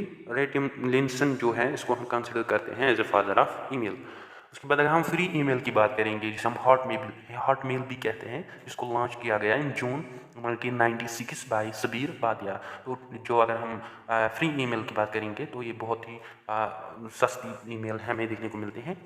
तो इस ईमेल को हम यूज़ कर सकते हैं, जिसमें हम टेक्स्ट फाइल्स को अटैच कर सकते हैं और फिर उसको सेंड कर सकते हैं थ्रू डिफरेंट इंडिविजुअल्स की। तो अक्सर आपने देखा होगा जो ईमेल है, उसमें जो CC या BCC कुछ वर्ड्स आपको दिखते हैं, तो इन सब का पता भी होना ज़रूरी है। तो अगर हम CC की बात करेंगे, इसकी जो फुल फॉर्म है वो है कार्बन कापी। तो इस कार्बन कापी में हम क्या करते हैं, हम ईमेल को सेंड करते हैं मल्टीपल पीपल को। लेकिन जो BCC है, ब्लाइंड कार्बन कापी, आप इसमें भी ईमेल सेंड करते हो, लेकिन अगर आपको किसी को सीक्रेटली उस पर्टिकुलर ग्रुप में ईमेल करनी होगी, तो आप ब्लाइंड कार्बन कापी का इस्तेमाल कर सकते हो। तो अगर हम इसके कुछ एडवांटेजेस की बात करेंगे, जैसे कि जो इसके जो मेन एडवांटेजेस हैं, फ्री डिलीवरी है इसकी, और एक ग्लोबली डिलीवरी हमें देखने को मिलती है ऑल ओवर वर्ल्ड में। तो अगर हम फर्स्ट ईमेल की बात करेंगे जो कि सेंड की गई, वो थी QWERTY POIU। तो ये आपको याद रखना होगा। तो उसके बाद अगर हम बात करेंगे ईमेल को सेंड करने के लिए, हमें SMTP प्रोटोकॉल का इस्तेमाल करना होता है, मतलब ज़रूरत पड़ती है, जिसकी जो फुल फॉर्म है वो है सिंपल मेल ट्रांसफ़र प्रोटोकॉल। इसी के साथ अगर हमें ईमेल को रिसीव करना होता है, तो उसमें 2 प्रोटोकॉल्स यूज़ होते हैं, वो है POP और IMAP। जो POP हैं, तो इसको हम यूज़ करते हैं डाउनलोड ईमेल करने के लिए, जिसकी जो फुल फॉर्म है वो है पोस्ट ऑफिस प्रोटोकॉल, जिसका जो पोर्ट नंबर है वो है 110। और IMAP की अगर हम बात करेंगे, वो है इंटरनेट मैसेज एक्सेस प्रोटोकॉल, इसका जो पोर्ट नंबर है वो है 143। तो आप अगर हम इंटरनेट मैसेज एक्सेस प्रोटोकॉल की बात करते हैं, ये हमें अलाउ करता है, एक्सेस करता है हमारी ईमेल को, अन्य डिवाइस के थ्रू हम अपनी ईमेल को एक्सेस कर सकते हैं। तो अगर हम उसके बाद डायरेक्टली आते हैं MS ऑफिस पे, जिसमें जो आपको क्वेश्चंस देखने को मिलेंगे और देखने को मिलते भी हैं, इसकी जो वर्जन्स हैं, इसकी जो वर्जन्स आए हैं, या अगर हम MS ऑफिस या एक्सेल की बात करेंगे, इसमें हमें बहुत क्वेश्चंस देखने को मिले हैं। तो MS ऑफिस जो है, ये एप्लीकेशन सूट इसे हम कहते हैं, या पैकेज, एप्लीकेशन पैकेज भी हम कहते हैं। तो हम इसमें मल्टीपल एप्लीकेशंस मतलब दिखने को मिलते हैं, जिसको माइक्रोसॉफ्ट ने मेड किया है फॉर विंडोज़। तो माइक्रोसॉफ्ट को मतलब इंट्रोड्यूस किया माइक्रोसॉफ्ट ने पहले 1989 में फॉर मैकिन्टोश। जो मैकिन्टोश है इसकी जो फुल फॉर्म है वो है मीडिया एक्सेस कंट्रोल प्रोटोकॉल। तो ये फैमिली ऑफ मल्टी कंप्यूटर्स थी। तो जो माइक्रोसॉफ्ट ऑफिस है इसको इंट्रोड्यूस किया माइक्रोसॉफ्ट ने 1990 में फॉर विंडोज़ के लिए। तो माइक्रोसॉफ्ट ऑफिस सूट है ये एक एसेंशियल कलेक्शन है डेस्कटॉप एप्लीकेशंस का, जिसमें जो हमारा डाटाबेस होता है इसको एक्सेस मिलता है, हमारी पावर पॉइंट प्रेजेंटेशंस को एक्सेस मिलता है, या अगर हम स्प्रेडशीट्स की बात करेंगे या वर्ड डॉक्यूमेंट्स की बात करेंगे और इसमें आपको जो कलेक्शन देखने को मिलता है तो ये किसने बनाया है, माइक्रोसॉफ्ट ने। तो अगर हम ईयर की बात करेंगे, इसके वर्जन की बात करेंगे, 1990 में क्या वर्जन था ये ज़रूरी आपको रिमेंबर करना होगा। 1992 में 3.0 था, 95 में एम एस ऑफिस 95, 97 में एम एस ऑफिस 97, 2000 में एम एस ऑफिस 2002 में एम एस ऑफिस एक्सपी, इसी के साथ 3000 में एम एस ऑफिस 2003, इसी के साथ 2007 में एम एस ऑफिस 2007, 10 में इसी तरह 2010, 2013 और 16। तो अगर हम एम एस ऑफिस 2007 इसमें एप्लीकेशंस देखेंगे, जैसे कि इसमें हमें S S Excel, Groove, InfoPath, OneNote, Outlook, PowerPoint publisher या वर्ड टूल ऐसे एप्लीकेशंस देखने को मिलते हैं। तो अगर हम माइक ऑफिस लाइव की बात करेंगे, माइक्रोसॉफ्ट ऑफिस लाइव, तो ये डिसकंटिन्यूड वेब बेस्ड सर्विस हैं, सर्विस प्रोवाइडिंग डॉक्यूमेंट हैं, डॉक्यूमेंट शेयरिंग है और वेबसाइट क्रिएशन टूल्स हमें इसमें देखने को मिलता है फॉर कंज्यूमर्स और स्मॉल बिजनेसमैन जो हैं वो यूज़ करते हैं। तो इसमें हमें 2 सर्विसेज देखने को मिलते हैं, ऑफिस लाइव वर्कशॉप जिसमें जो ड्राइव होती है वो वन ड्राइव होती है, और जो ऑफिस लाइव स्मॉल बिजनेस है ये मतलब सुपरसीड करता है ऑफिस 365। तो ये अलाउ करता है यूजर्स को फाइल को अपलोड करने के लिए। उसी के बाद अगर हम एम एस वर्ड की बात करेंगे, तो माइक्रोसॉफ्ट वर्ड है ये वर्ड प्रोसेसिंग डॉक्यूमेंट है जो कि जिसको हम यूज़ करते हैं डॉक्यूमेंट बनाने के लिए, टू क्रिएट डॉक्यूमेंट। इसको डेवलप किया माइक्रोसॉफ्ट ने और ये माइक्रोसॉफ्ट ऑफिस सूट का पार्ट है। तो ये हमें एनेबल करता है क्रिएट करने में, एडिट करने में, सेव करने में डॉक्यूमेंट्स को, या हम रिपोर्ट्स को सेव करते हैं। तो इसको फर्स्ट रिलीज़ किया गया in 1983 under the name multi tool Word for Xenix system. तो इन 1989 जो माइक्रोसॉफ्ट है उन्होंने रिलीज़ किया न्यू वर्जन ऑफ वर्ड तो फॉर विंडोज़ ऑपरेटिंग सिस्टम। तो जो माइक्रोसॉफ्ट है तो उन्होंने इंट्रोड्यूस किया कंसेप्ट WYSI इसकी जो फुल फॉर्म है what you see is what you get, that is it allow to create and display bold and italic text. तो ये इसमें हमें मतलब इटैलिक टेक्स्ट, बोल्ड टेक्स्ट देखने को मिलते हैं। तो उसके बाद अगर हम इसकी वर्जन्स की बात करेंगे, एक्सटेंशन नेम्स की बात करेंगे, जब हम फाइल को सेव करते हैं, इन 2003 की बात करेंगे, जब हम फाइल को सेव करते थे तो वो डॉक एक्सटेंशन नेम के थ्रू सेव होती थी। तो अगर हम 17 या 2010 या 2013 की बात करेंगे तो इसमें हमें docx, तो ये सब हमें आज भी देखने को मिलता है extension names in MS office. तो कुछ MCQs हैं आपने देखे होंगे, तो ये बहुत इंपॉर्टेंट बनते हैं आपके एग्जाम पॉइंट ऑफ व्यू से, तो आपको इनको नोट डाउन करना होगा। तो फर्स्ट जो क्वेश्चन है वो है MS वर्ड इज एन, तो इसका आपको जवाब देना होगा। आप ट्राई कीजिए, तो उसके बाद हम इसको मार्क कर देंगे। तो इसका जो सही आंसर है वो है वर्ड प्रोसेसिंग सॉफ्टवेयर। तो सेकंड क्वेश्चन हम देखेंगे जो what extension is given in word document by default. कौन सा वर्ड डॉक्यूमेंट में डिफ़ॉल्ट में अगर हम इस फाइल को सेव करेंगे कौन सा डॉक्यूमेंट कौन सा एक्सटेंशन वो देता है, वो है .doc। तो इसके साथ अगर हम क्वेश्चन नंबर थर्ड की बात करेंगे, the program is made by Microsoft and embedded with Windows and used to view web document. तो कौन सा डॉक्यूमेंट है वो है MS वर्ड। तो कुछ टर्म्स आपको याद रखने हैं, जैसे कि कैसे हम MS वर्ड को एक्सेस कर पाए, उसको हम कैसे ओपन कर पाए। तो 2 वेज हमें मेनली देखने को मिलते हैं टू ओपन MS वर्ड। अगर हम प्रोफेशनल वे की बात करेंगे तो हम अगर हमें प्रोफेशनली स्टार्ट करना होगा, पहले हम विंडो की प्रेस करेंगे, साथ में R दबाएंगे, उसके बाद हम टाइप करेंगे विन वर्ड, उसके बाद हम ओके पे क्लिक करेंगे तो MS वर्ड ओपन होगा। अगर हम उससे नहीं कर पाए तो दूसरा भी वे है, वो है स्टार्ट, पहले हम स्टार्ट मेनू पे क्लिक करेंगे, उसके बाद हम ऑल प्रोग्राम्स में जाएंगे, उसके बाद हम MS ऑफिस में जाएंगे, उसके बाद हम डायरेक्टली MS वर्ड में जा सकते हैं। तो उसके बाद आप यहाँ पे क्वेश्चन देख सकते हैं, you can start Microsoft word by using which button. बोलिए कौन सा बटन हम यूज़ करते हैं माइक्रोसॉफ्ट को यूज़ करने के लिए। तो कॉमन सा क्वेश्चन है, हम स्टार्ट बटन यूज़ करते हैं। तो स्टार्ट माइक्रोसॉफ्ट। तो उसके बाद हम कुछ फंक्शंस पढ़ते हैं, जैसे कि क्विक एसेस टूल बार, इसको हम यूज़ करते हैं सेव करने के लिए, अनडू करने के लिए, रिडू करने के लिए। वो जो रिबन होती हैं वो सिलेक्ट करती हैं कमांड को, ताकि वो परफॉर्म करे वेरियस एक्शंस को फॉर्मेटिंग में। तो जो रिबन है ये डिवाइड है टैब इसमें, जिसमें जो file, home, insert, design, layout, references, mailings, review and view या रिबन सिलेक्ट करती हैं कमांड को। ये सब चीज़ें हमें इसमें देखने को मिलते हैं। तो अगर हम उसके बाद विंडो कंट्रोल की बात करेंगे, जिसमें हम मिनिमाइज और रेस्टोर कर सकते हैं विंडो साइज़ को। तो इसे हम विंडो को क्लोज करते हैं थ्रू क्रॉस बटन या मिनिमाइज कर सकते हैं विंडो कंट्रोल के थ्रू। उसके बाद अगर हम रूलर्स व्यू की बात करेंगे, जिसमें हमें डॉक्यूमेंट डायमेंशंस देखने को मिलते हैं, जिसमें हम ऑब्जेक्ट्स को एलिजन कर सकते हैं, उसमें हम इंडेंट्स लगा सकते हैं, टैब्स को स्टॉप कर सकते हैं, या उसमें मार्जिनस लगा सकते हैं, उनकी जो विड्थ है वो कम या बढ़ा सकते हैं। तो ये सब हमें रूलर्स व्यू में देखने को मिलते हैं। तो उसके बाद अगर हम स्टेटस बार की बात करेंगे, इसमें हम अपने डॉक्यूमेंट को व्यू करते हैं, या स्टैटिक्स, जो हमारा डॉक्यूमेंट स्टैटिक्स होती हैं, जिसमें जैसे कि पेजेस कितने हैं हमारे डॉक्यूमेंट में, तो ये सब पेजेस को व्यू करता है। तो उसके बाद अगर हम जूम कंट्रोल की बात करेंगे, जो कि चेंज करता है वे को, आपके डॉक्यूमेंट को के वे को डिस्प्ले करने में, जिसको यूज़ करते हैं फाइल्स को जूम करने में। उसके बाद अगर हम स्क्रॉल बार की बात करेंगे, जो कि हमारे जो डॉक्यूमेंट के अनसीन पार्ट्स होते हैं वो उनको व्यू करता है, तो उसका स्क्रॉल बार हम उस टाइम यूज़ करते हैं। तो अगर हम फाइल नेम की बात करेंगे, जब हम फाइल को मतलब सेव करते हैं तो उसका जो नेम है वो ऑटोमेटिकली document1 आता है। तो ये डिफ़ॉल्ट नेम है जब तक आप उसको मतलब चेंज नहीं करोगे। उसके बाद अगर हम होम टैब की बात करेंगे, ये प्रोवाइड करता है हमें ऑप्शंस जो कि चेंज करती हैं फॉन्ट, जिसके थ्रू हम चेंज कर सकते हैं font size, colour, alignment, bullets, numbering, organisation of data and style of the text.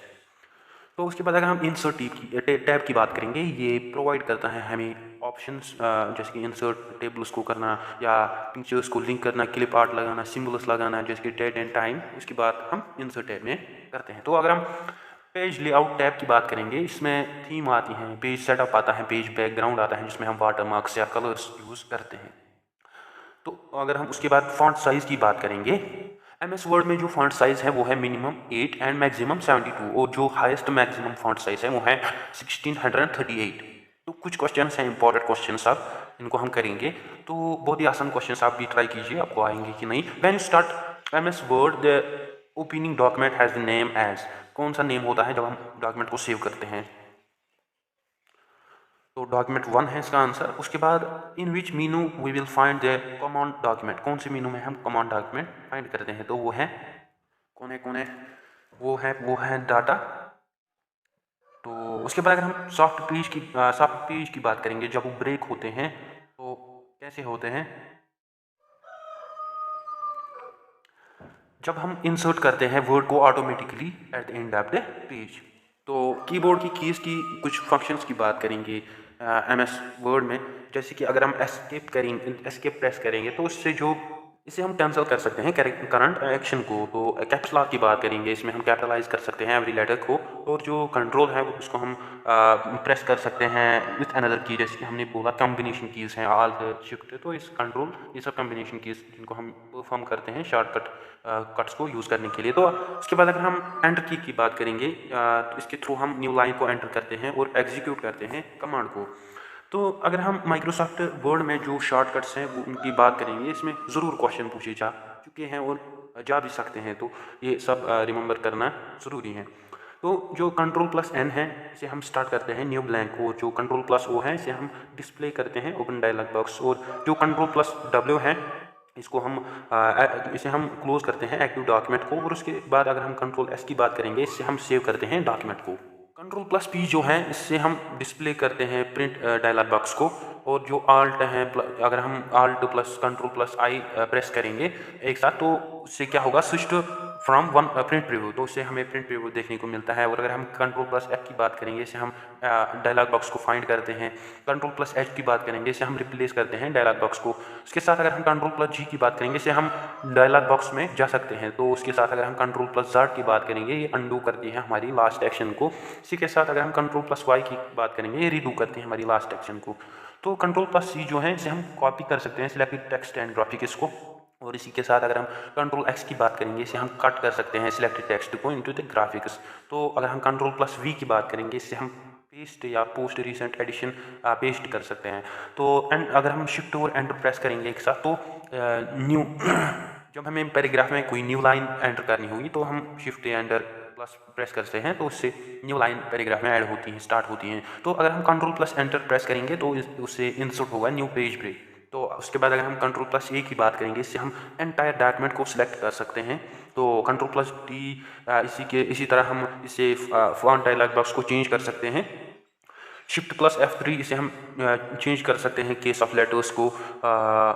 और इसी के साथ अगर हम कंट्रोल प्लस बी की बात करेंगे, इसे हम अप्लाई या रिमूव करते हैं बोल्ड फॉर्मेटिंग, या यू से हम अंडरलाइन करते हैं, या आई से हम इटैलिक फॉर्मेटिंग में मतलब अप्लाई या रिमूव करते हैं, ई से हम प्रोग्राम मतलब पैराग्राफ को स्विच करते हैं सेंटर टू लेफ्ट अलाइनमेंट। इसी के साथ हम जे से स्विच करते हैं प्रोग्राम को पैराग्राफ को जस्टिफाइड से लेफ्ट अलाइनमेंट। और इसके साथ कंट्रोल प्लस लेजेंड्स हम सिलेक्ट करते हैं टेक्स्ट में at the centre of the screen. उसके साथ कंट्रोल प्लस एल जो है इसे हम लेफ्ट अलाइनमेंट के लिए यूज़ करते हैं अप्लाई करने के लिए। तो उसके बाद अगर हम इंपॉर्टेंट क्वेश्चंस की बात करेंगे, ये हम डिस्कस करने वाले हैं important questions. The process of making changes to an existing document is referred to as. क्या कहते हैं हम जब हम एग्जिस्टिंग डॉक्यूमेंट्स को चेंज करते हैं? तो इसका आंसर जो है वो है एडिटिंग। और जो सेकंड क्वेश्चन है वो है to move to the bottom of the document while working on MS word which command is used. कौन सी कमांड हम यूज़ करते हैं जब हमें बॉटम जाना होगा डॉक्यूमेंट के, तो उस टाइम हम control plus page down use करेंगे। उसके बाद अगर हम तीसरे क्वेश्चन की बात करेंगे, to undo the last action we have to use which of the following Windows shortcut key is used. कौन सी विंडो की हम शॉर्टकट की यूज़ करते हैं to undo the last action, और वो है कंट्रोल प्लस Z। तो उसके बाद अगर हम नेक्स्ट क्वेश्चन की बात करेंगे, shortcut key to go to the last line in the document, वो है कंट्रोल प्लस एंड। उसके बाद अगर हम नेक्स्ट क्वेश्चन की बात करेंगे, auto text can be used to insert dash dash in documents. Auto text हम इसके लिए यूज़ करते हैं, वो यूज़ करते हैं हम टेक्स्ट एंड ग्राफिक्स के लिए। तो उसके बाद अगर हम नेक्स्ट क्वेश्चन की बात करेंगे, editing a document that has been created means, जब हम डॉक्यूमेंट को एडिट करते हैं उसके बाद उसे हम क्या कहेंगे? उसे हम कहेंगे करेक्टिंग इट। तो when entering text when a document the enter key is normally pressed at the end of every line. तो लाइन इसका आंसर है। तो उसके बाद अगर हम शॉर्टकट की प्रिंट डॉक्यूमेंट को करने के लिए हम कौन सी की यूज़ करते हैं? Simple control plus P। तो उसके बाद जो नेक्स्ट क्वेश्चन है, you specify the save details of your file in the save as a file dialog box. तो इसका आंसर है। नेक्स्ट आते हैं हम MS Excel पे। तो इस पे भी आपको क्वेश्चंस देखने को मिलेंगे और देखे भी होंगे आपने। जो MS Excel है इसको हम पढ़ेंगे। आप जो MS Excel है ये एक इलेक्ट्रॉनिक वर्कशीट है जो कि रन करते हैं हमारे जो पर्सनल कंप्यूटर्स हैं उस पर। तो वर्कशीट जो होते हैं उनको हम स्प्रेडशीट भी कहते हैं। तो हम इसको यूज़ करते हैं, डाटा को ऑर्गेनाइज करते हैं in the form of rose and columns, या हम कहेंगे टेबुलर फॉर्मेट में। तो जो स्प्रेडशीट है ये सॉफ्टवेयर टूल है जो कि जिसे हम एंटर कर सकते हैं, डाटा को कैलकुलेट कर सकते हैं, मैनिपुलेट कर सकते हैं और एनालाइज कर सकते हैं। तो उसके बाद अगर हम स्प्रेडशीट की बात, यही मतलब स्प्रेडशीट जो है ये टूल है, मतलब हम इसे एज ए टूल यूज़ करते हैं फॉर डिसीजन मेकिंग। तो उसके बाद हम अगर हमें MS Excel को ओपन करना होगा, हम तो कैसे हम MS Excel को ओपन करेंगे? पहले हम क्लिक करेंगे स्टार्ट बटन पे, उसके बाद हम क्लिक करेंगे ऑल प्रोग्राम्स पे। जब हम सिंपल वे से अगर हम ओपन करेंगे, उसके बाद आएंगे एप्लीकेशंस के बाद हम जाएंगे डायरेक्टली माइक्रोसॉफ्ट ऑफिस में, उसके बाद हम डायरेक्टली माइक्रोसॉफ्ट एक्सेल में जाएंगे। तो अगर हम फॉर प्रोफेशनल वे की मतलब प्रोफेशनली हम उसको ओपन करेंगे तो पहले हम विंडो की को प्रेस करेंगे विथ R, देन उसके बाद हम टाइप करेंगे excel.exe।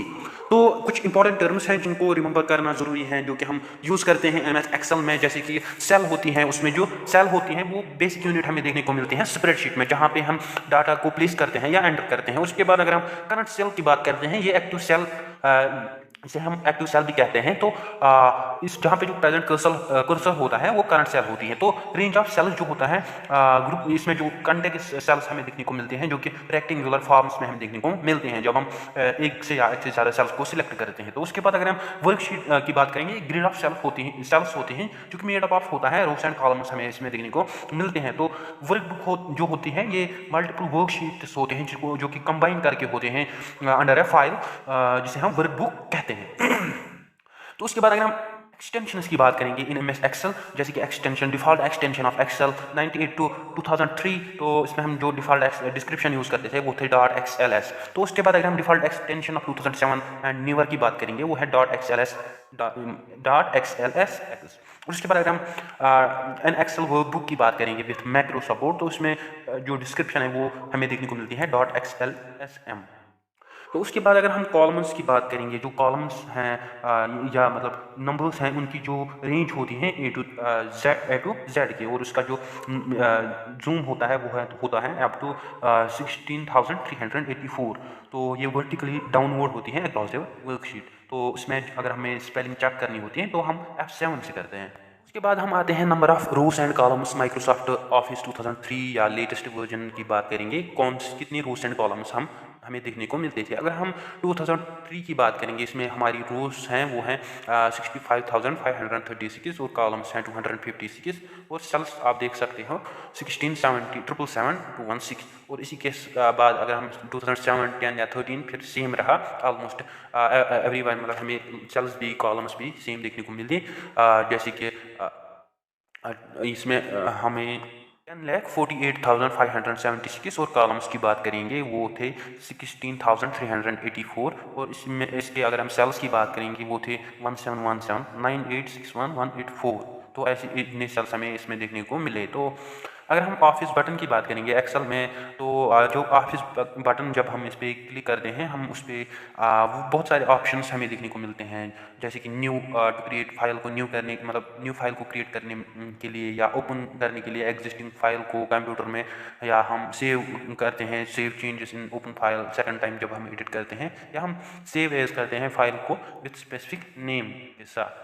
तो अगर हम रिबन एंड टैब्स की बात करेंगे, एक्सेल में जो रिबन है ये on the top of worksheet हमें देखने को मिलता है, और बिलो द टाइटल बार हमें देखने को मिलता है एक्सेल फाइल में। तो इसमें हमें 7 टैब्स देखने को मिलते हैं: home, insert, page layout, formulas, data review and view. तो अपनी एक मतलब अपनी अपनी टैब को अपनी अपनी फंक्शन होती हैं, तो हम उसे मतलब उनको अपनी एडिशनल फंक्शंस भी हमें देखने को मिलते हैं। तो अगर हम एमएस एक्सेल की फंक्शंस की बात करेंगे, कौन कौन सी फंक्शंस हमारे लिए अवेलेबल है वहाँ पे, जैसे कि अगर हम पहले फंक्शन की अगर हम बात करें कैरेक्टर फंक्शन की, तो ये डील करते हैं कैरेक्टर्स या लेटर्स के साथ, जिसे हम अपर या लोअर केस कहते हैं। अगर हम अपर केस की बात करते हैं, इसमें हम कन्वर्ट करते हैं जो भी टेक्स्ट होंगे उसको अपर केस में, जैसे कि स्मॉल a b से कैपिटल A B तक। और अगर हम लोअर केस की बात करेंगे, ये कन्वर्ट करता है हमारी टेक्स्ट को इन लोअर केस, जैसे कि कैपिटल A B से स्मॉल a b। उसके बाद अगर हम अरिथमेटिक फंक्शन की बात करेंगे, जैसे कि सम आता है, इसमें हम ऐड करते हैं सेल डाटा को और वो हमें रिजल्ट दिखाते हैं वहाँ एक सेल में। तो इसमें हम रेंज यूज़ करते हैं A1 से लेकर A10 तक। और उसके बाद अगर हम एवरेज की बात करेंगे, इसमें हम एवरेज फाइंड करते हैं सेल्स का, और जो भी डाटा होता है हमारा वो हमें मतलब उसका रिजल्ट दिखाता है एक सेल में 1 से लेकर इसका जो एवरेज है वो भी 10 तक है। तो अगर हम राउंड की बात करेंगे, तो इस राउंड में हम राउंड फिगर हमें देखने को मिलती हैं डिजिट्स की, और इसमें हमें नंबर्स एंड डिजिट्स देखने को मिलते हैं। तो एक राउंड में 12.90 एक राउंड इज इक्वल टू 12.90। तो उसमें हमें इसके अलावा डेट टाइम फंक्शन देखने को मिलती हैं, जैसे कि अगर हम डेट की बात करेंगे, पहले हमें ईयर, उसके बाद हमें मंथ, या उसके बाद हमें डे देखने को मिलता है। और अगर हम टाइम की बात करेंगे, पहले हावर, उसके बाद मिनट और उसके बाद सेकंड।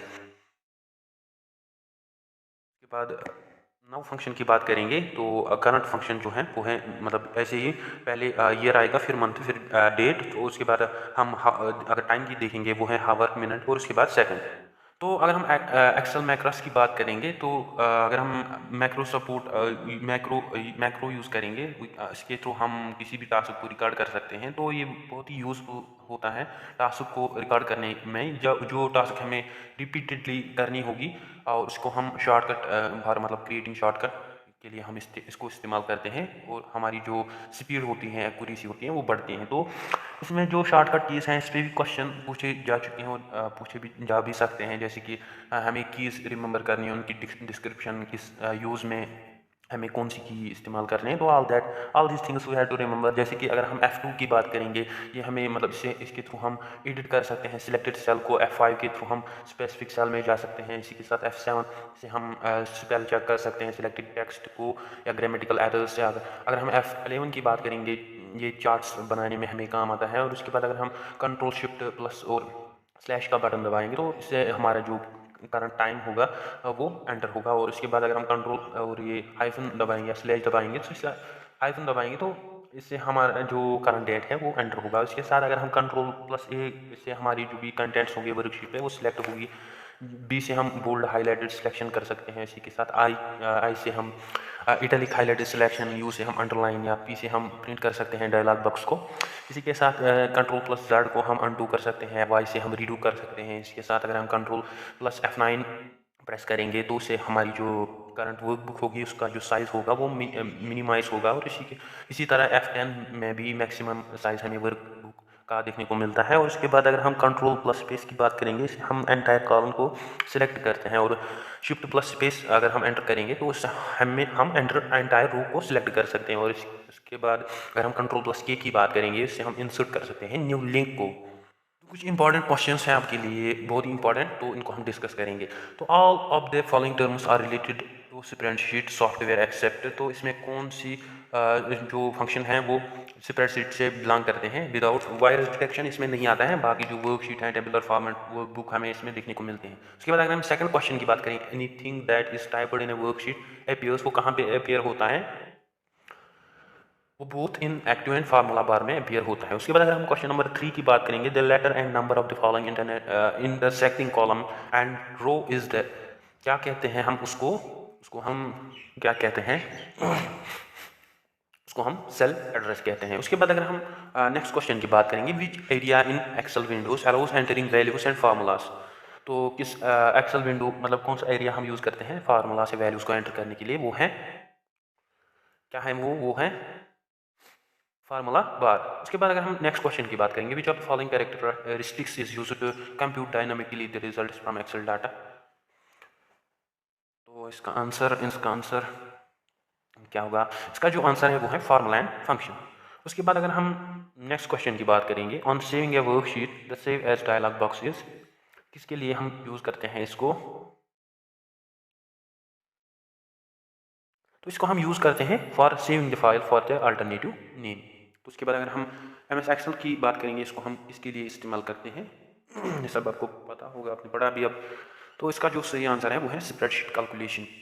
और उसके बाद अगर हम कलेक्शन ऑफ वर्कशीट्स, इसको हम क्या कहते हैं, नेक्स्ट क्वेश्चन, इसे हम एक्सेल बुक कहते हैं। तो अगर हम टुडेज फंक्शन ऑफ एक्सेल की बात करेंगे, जो कि करंट इसको एंटर करता है, करंट टाइम को eight which the current file was opened, तो इसका सही आंसर होगा। उसके बाद अगर हम नेक्स्ट क्वेश्चन की बात करेंगे, the file responsible for starting MS Excel is, कौन सी फाइल रेस्पॉन्सिबल होती है स्टार्ट करने में MS एक्सेल को, तो हम डायरेक्टली टाइप करते हैं excel.exe।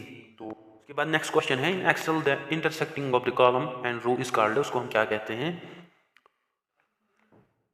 तो उसको हम सेल एड्रेस कहते हैं। तो उसके बाद नेक्स्ट क्वेश्चन, विच की is used in combination with another की टू परफॉर्म स्पेसिफिक टास्क्स, कौन सी की कॉम्बिनेशन की है इनमें, आप बता सकते हैं।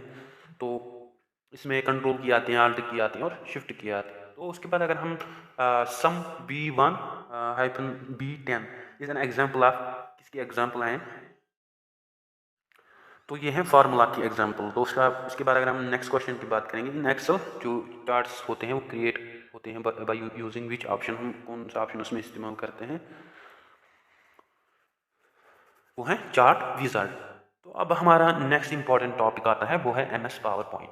तो इसको हम आल्सो प्रेजेंटेशन प्रोग्राम भी कहते हैं। तो ये एक एप्लीकेशन सॉफ्टवेयर होता है जिसको हम यूज़ करते हैं और प्रोफेशनल लुकिंग विजुअल एड्स के लिए, या प्रेजेंटेशन ग्राफिक्स सॉफ्टवेयर इसे हम कहते हैं, जिसके थ्रू हम क्रिएट कर सकते हैं स्लाइड्स को या डिस्प्ले कर सकते हैं इंफॉर्मेशन को in the form of presentation slides. तो जो प्रेजेंटेशन सॉफ्टवेयर्स हैं ये हमें टूल्स प्रोवाइड करते हैं, जैसे कि insertion, formatting of text, methods of insertion, या manipulating graphics images along with the sound and visual effects के लिए हम MS पावर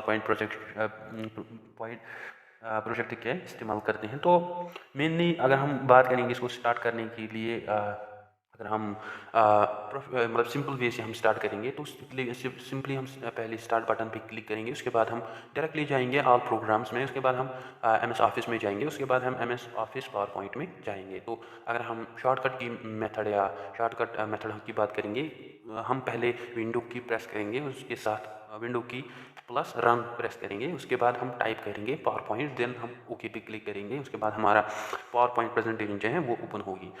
तो इसमें कुछ एक्सटेंशंस हैं, जैसे कि MS ऑफिस में हमने पढ़ा, स्प्रेडशीट में पढ़ा है, तो इसमें भी कुछ एक्सटेंशंस हैं, ये भी हमने याद रखने हैं। तो द डिफ़ॉल्ट फाइल, जब हम पावर पॉइंट में वर्जन 2007 की बात करेंगे, जो कि न्यूअर वर्जन है, जब हम इसमें सेव करते हैं एक फ़ाइल को, तो वो .pptx के थ्रू होती हैं। तो अगर हम ओल्ड टाइप ऑफ वर्जन की बात करेंगे, जो पावर पॉइंट का था, तो उसमें जो कि 1997 से 2003 तक था, उसमें जो डिफ़ॉल्ट फाइल होती थी वो सेव होती थी एज .ppt। तो अगर हम कंपोनेंट्स ऑफ पावर पॉइंट की बात करेंगे, तो वेरियस कंपोनेंट्स हमें देखने को मिलते हैं 2007 विंडोज़ में, जिसमें हमें टाइटल बार जो कि कंटेन करता है name of currently opened file, जो भी आपने फाइल ओपन की है, जिसमें जो सॉफ्टवेयर नेम है, या उसके बाद अगर हम रिबन की बात करेंगे, ये मतलब सेम एज होता है एक्सेल की तरह। तो इसमें हमें फ्यू टैब्स देखने को मिलते हैं, जैसे कि एनिमेशंस, स्लाइड शोज, तो ये सब चीज़ें हमें इसमें देखने को मिलते हैं। तो उसके बाद अगर हम स्लाइड्स की बात करेंगे, तो ये हमें ये मतलब देखने को मिलते हैं सेंटर ऑफ द विंडो, जब हम ओपन करते हैं, जब हम मतलब बनाते हैं प्रेजेंटेशंस बाय एडिंग कंटेंट। तो उसके बाद अगर हम स्लाइड पेन की बात करेंगे, तो जो मेन एरिया होता है पावर पॉइंट, जो कि डिस्प्ले करता है ऑल द स्लाइड्स को, तो ये इसको हम ऐड करते हैं द फॉर्म ऑफ प्रेजेंटेशन, जिसमें हम न्यू स्लाइड्स ऐड करते हैं, जो कि जो विंडोज़ पेन होता है, फिर वो दिखाता है हमें हमारी जो ऑल स्लाइड्स इन सीक्वेंस ऑर्डर। तो इसे हम थंबनेल भी कहते हैं। तो उसके बाद अगर हम स्लाइड्स व्यू टैब की बात करेंगे, ये डिस्प्ले करते हैं हमें ऑल जो भी थंबनेल व्यू है ऑल स्लाइड्स का हमें डिस्प्ले करते हैं। उसके बाद अगर हम आउटलाइन टैब की बात करेंगे, ये टैब हमें डिस्प्ले करता है टेक्स्ट जो कि कंटेन करता है प्रेजेंटेशन आउटलाइन फॉर्मेट। उसके बाद अगर हम नोट सिलेक्शन की बात करते हैं, इसको हम यूज़ करते हैं फॉर क्रिएटिंग नोट्स। उसके बाद अगर हम स्टैट्स बार की बात करते हैं, ये डिस्प्ले करता है नंबर ऑफ स्लाइड्स कितने हैं। तो अगर हम पावर पॉइंट व्यूज़ की बात करते हैं, जैसे कि हमने पढ़ा कि different types of views available हैं पावर पॉइंट 2007। जैसे कि अगर हम नॉर्मल व्यू की बात करेंगे, जिसमें हम मेन एडिटिंग व्यू मतलब हमें देखने को मिलती हैं, जहाँ पे हम राइट लिख सकते हैं, डिज़ाइन कर सकते हैं अपनी प्रेजेंटेशन को एक्चुअल स्क्रीन पे। तो उसके बाद अगर हम स्लाइड सॉर्ट की व्यू की बात करेंगे, ये प्रोवाइड करता है व्यू स्लाइड्स को इन द थंबनेल फॉर्म, तो हम इजी से सॉर्ट आउट ऑर्गेनाइज कर सकते हैं इसके थ्रू। तो उसके बाद अगर हम नोट पेन व्यू की बात करते हैं, इसमें हम हमारी जो नोट्स होते हैं, नोट पेन होती हैं, वो लोकेट होती हैं जैसे बिलो द स्लाइड पेन। तो यहाँ पे जो हमारी नोट्स होते हैं, वो करंट स्लाइड को अप्लाई होते हैं, जो भी हम उसको टाइप करेंगे। तो उसके बाद अगर हम स्लाइड शो प्रेजेंटेशन की बात करेंगे, उसको यूज़ करते हैं हम deliver a presentation to the audience. तो ये एक्चुअल प्रेजेंटेशन प्रोग्राम हमें देखने को मिलता है। तो अगर हमें स्लाइड शो को एग्जिट करना होगा, तो हम उसको एस्केप की से एक्सेट कर सकते हैं। तो इंपॉर्टेंट पॉइंट्स में रिमेंबर करेंगे हम। तो the format for documents created, जैसे कि हमने बोला न्यूअर वर्जन कौन है, ओल्डेस्ट वर्जन कौन है, ये आपको याद रखनी है। तो अगर हम MS पावर पॉइंट की बात करेंगे, ये मैक्सिमाइज जूम इसका है वो है 400% ऑनली। तो कुछ शॉर्टकट कीज इसमें भी यूज़ होते हैं, तो ये भी इंपॉर्टेंट रिमेंबर करना इनको। तो ये बहुत ही इंपॉर्टेंट बनती है हमारे लिए। जैसे कि F5 की अगर हम बात करते हैं, इसे हम व्यू करते हैं स्लाइड शो को। तो इसके बाद अगर हम S की बात करते हैं, इसे हम स्टार्ट या रिस्टार्ट कर सकते हैं स्लाइड शो को। एस्केप की बात करते हैं, इसे हम एंड कर सकते हैं स्लाइड शो को। और Ctrl+A से हम सिलेक्ट करते हैं all the pages on the screen, जो भी एक्टिव टेक्स्ट बॉक्स होगा हमारा। और उसके बाद अगर हम बोल्ड की बात करेंगे, बोल्ड द टेक्स्ट हम इसके लिए यूज़ करते हैं, या Ctrl+D को हम डुप्लीकेट सिलेक्टेड टेक्स्ट के लिए यूज़ करते हैं। कंट्रोल प्लस एफ की बात करते हैं, इसे हम फाइंड करते हैं डायलॉग बॉक्स को, और उसके बाद अगर हम कंट्रोल प्लस एच की बात करते हैं, इसे हम ओपन या रिप्लेस करते हैं डायलॉग बॉक्स को। उसके साथ अगर हम कंट्रोल प्लस आई की बात करते हैं, इसे हम अप्लाई करते हैं या रिमूव करते हैं इटैलिक्स को। तो उसके बाद अगर हम कंट्रोल एम की बात करते हैं, इसे हम न्यू स्लाइड को एंटर करते हैं, और उसके बाद अगर हम कंट्रोल प्लस एन की बात करेंगे, इसे हम न्यू ब्लैंक को ऐड करते हैं, ओपन करते हैं प्रेजेंटेशन में। और उसके बाद अगर हम कंट्रोल प्लस ओ की बात करते हैं, इसे हम ओपन करते हैं डायलॉग बॉक्स को। उसके साथ अगर हम कंट्रोल प्लस टी की बात करते हैं, इसे हम डायलॉग बॉक्स को ओपन करते हैं। और उसके बाद अगर हम कंट्रोल प्लस यू की बात करते हैं, इसे हम अप्लाई और रिमूव करते हैं underline of the selected text. और उसके बाद अगर हम कंट्रोल प्लस वी की बात करेंगे, इसे हम पेस्ट करते हैं टेक्स्ट को।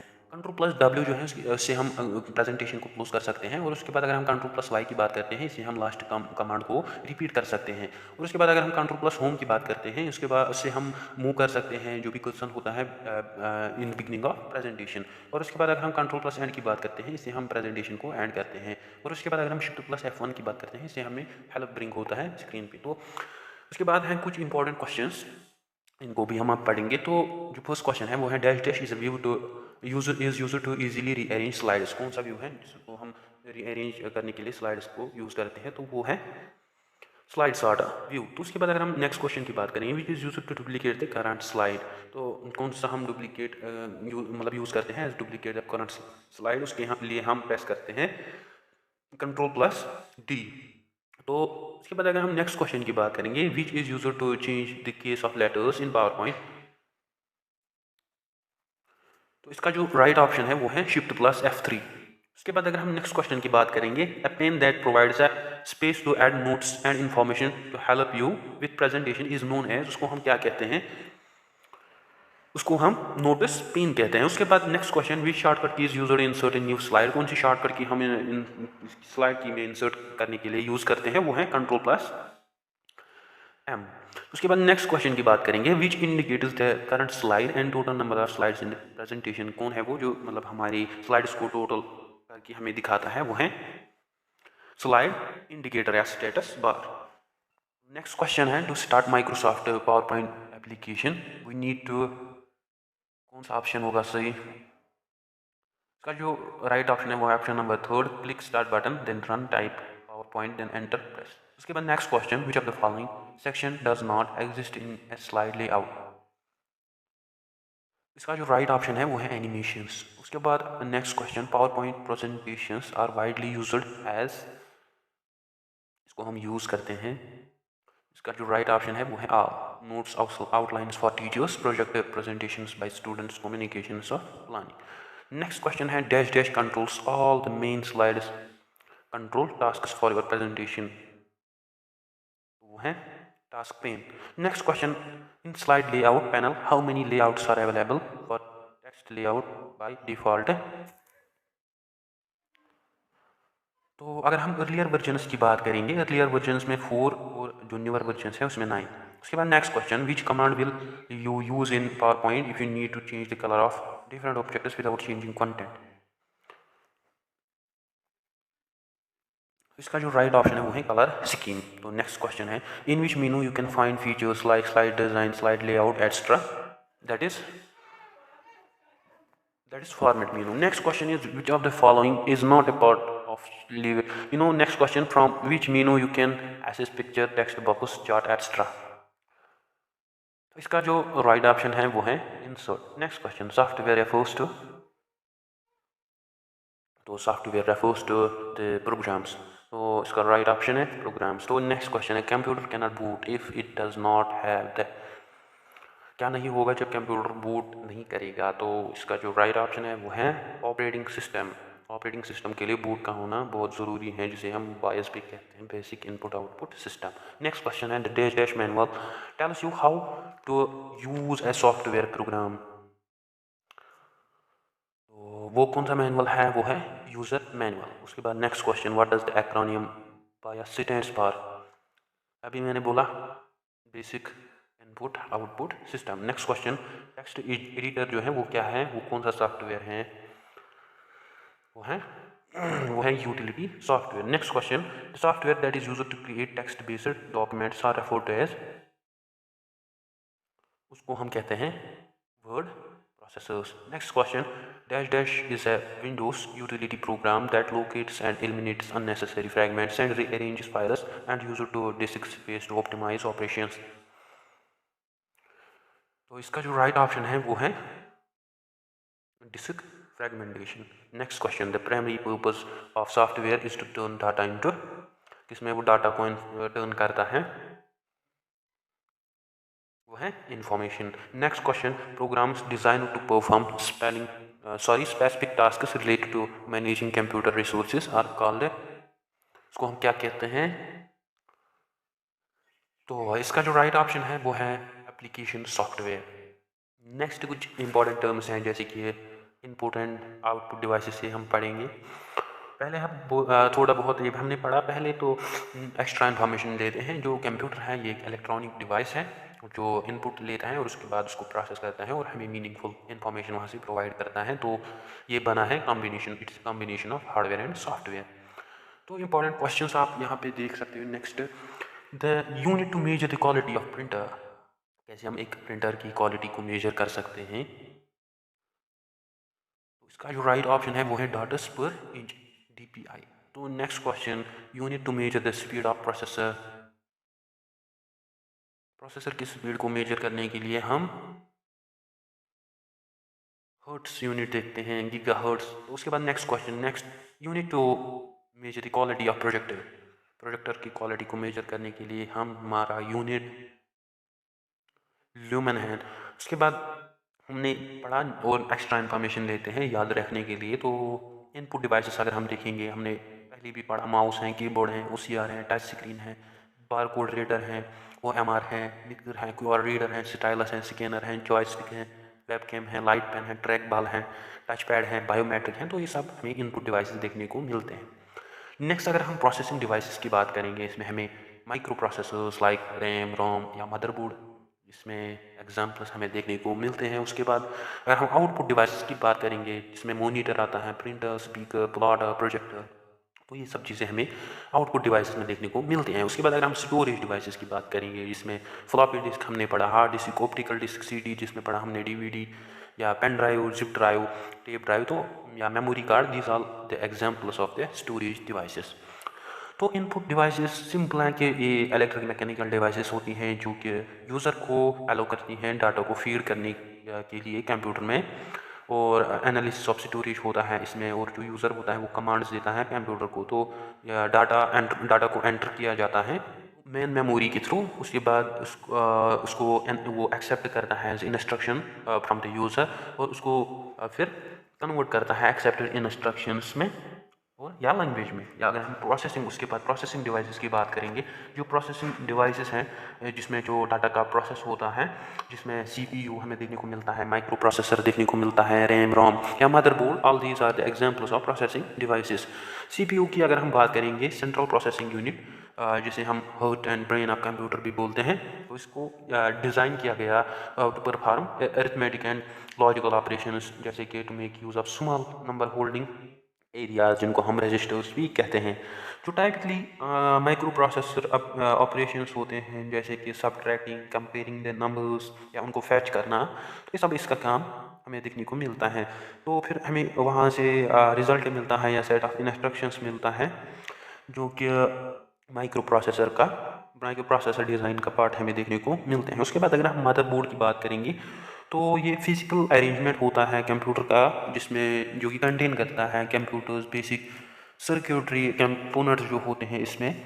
On the type it is a typical motherboard. हम अगर इसमें देखेंगे, इसमें एग्जांपल है, तो ये सर्किटरी होती हैं, तो वो इम्प्रेंट होती हैं, एफेक्ट्स होती हैं विद सरफेस. तो इसके अगर हम कंपोनेंट्स की बात करेंगे, इसके डिफरेंट कंपोनेंट्स हैं, जैसे कि micro processor, memory, basic input output system, expansion slot, interconnecting circuitry. तो मदरबोर्ड में जो डाटा होता है वो ट्रांसफर होता है थ्रू बसेस. तो उसके बाद अगर हम नेक्स्ट इंपॉर्टेंट क्वेश्चंस की बात करेंगे, तो क्या क्वेश्चंस हैं हमारे लिए. फर्स्ट क्वेश्चन जो है वो है motherboard is also known as, क्या कहते हैं मदरबोर्ड को, printed circuit board, main board, या ऑल ऑफ दीज. तो इसका जो राइट ऑप्शन है वो है all of these. Next question, name the device in which virus may not enter, जिसमें वायरस नहीं घुस सकता, वो है मदरबोर्ड। नेक्स्ट क्वेश्चन है name the first microprocessor. First microprocessor कौन था? वो था Intel 4004। Next question is micro processor comes under which generation? किस जनरेशन में आते हैं माइक्रो प्रोसेसर्स? तो ये हमें फोर्थ जनरेशन में देखने को मिलते हैं। तो उसके बाद अगर हम नेक्स्ट क्वेश्चन की बात करेंगे, कौन सा इसमें प्राइमरी मेमोरी का पार्ट है, किसे हम प्राइमरी मेमोरी कहेंगे?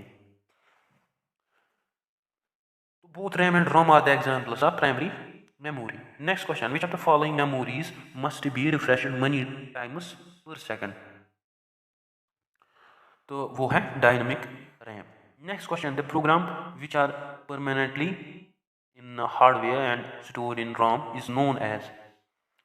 जो परमानेंटली फिक्स होता है एक हार्डवेयर सिस्टम है, उनको हम फर्मवेयर्स कहते हैं, जो कि मैन्युफैक्चर के टाइम उनमें फिक्स की जाती हैं। उसके बाद अगर हम आउटपुट डिवाइसेस की बात करेंगे, जो आउटपुट डिवाइसेस हैं, जैसे कि मैंने बोला हमें इंफॉर्मेशन मिलती हैं कंप्यूटर के थ्रू, तो इसे हम मतलब अंडरस्टैंड कर सकते हैं, फिर इसे हम पढ़ सकते हैं ताकि हमें मतलब डिजायर्ड रिजल्ट्स मिले।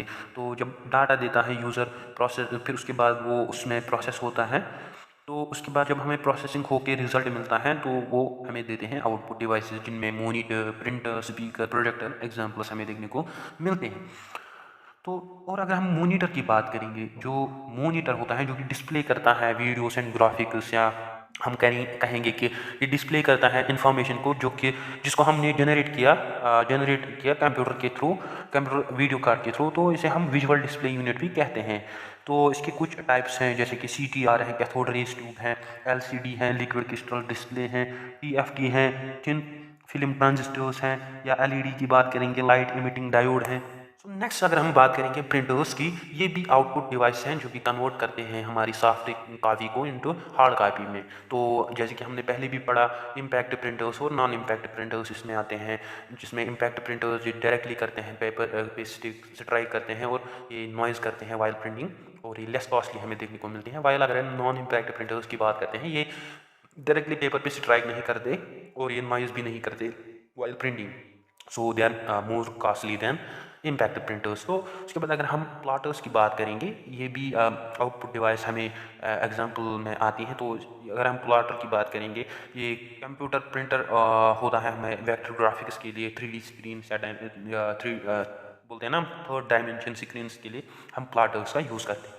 उसके बाद अगर हम प्रोजेक्टर की बात करेंगे, ये एक डिवाइस है जिसको डिज़ाइन किया गया to take an image from video source, और उसको प्रोजेक्ट करने के लिए हम प्रोजेक्टर का यूज़ करते हैं।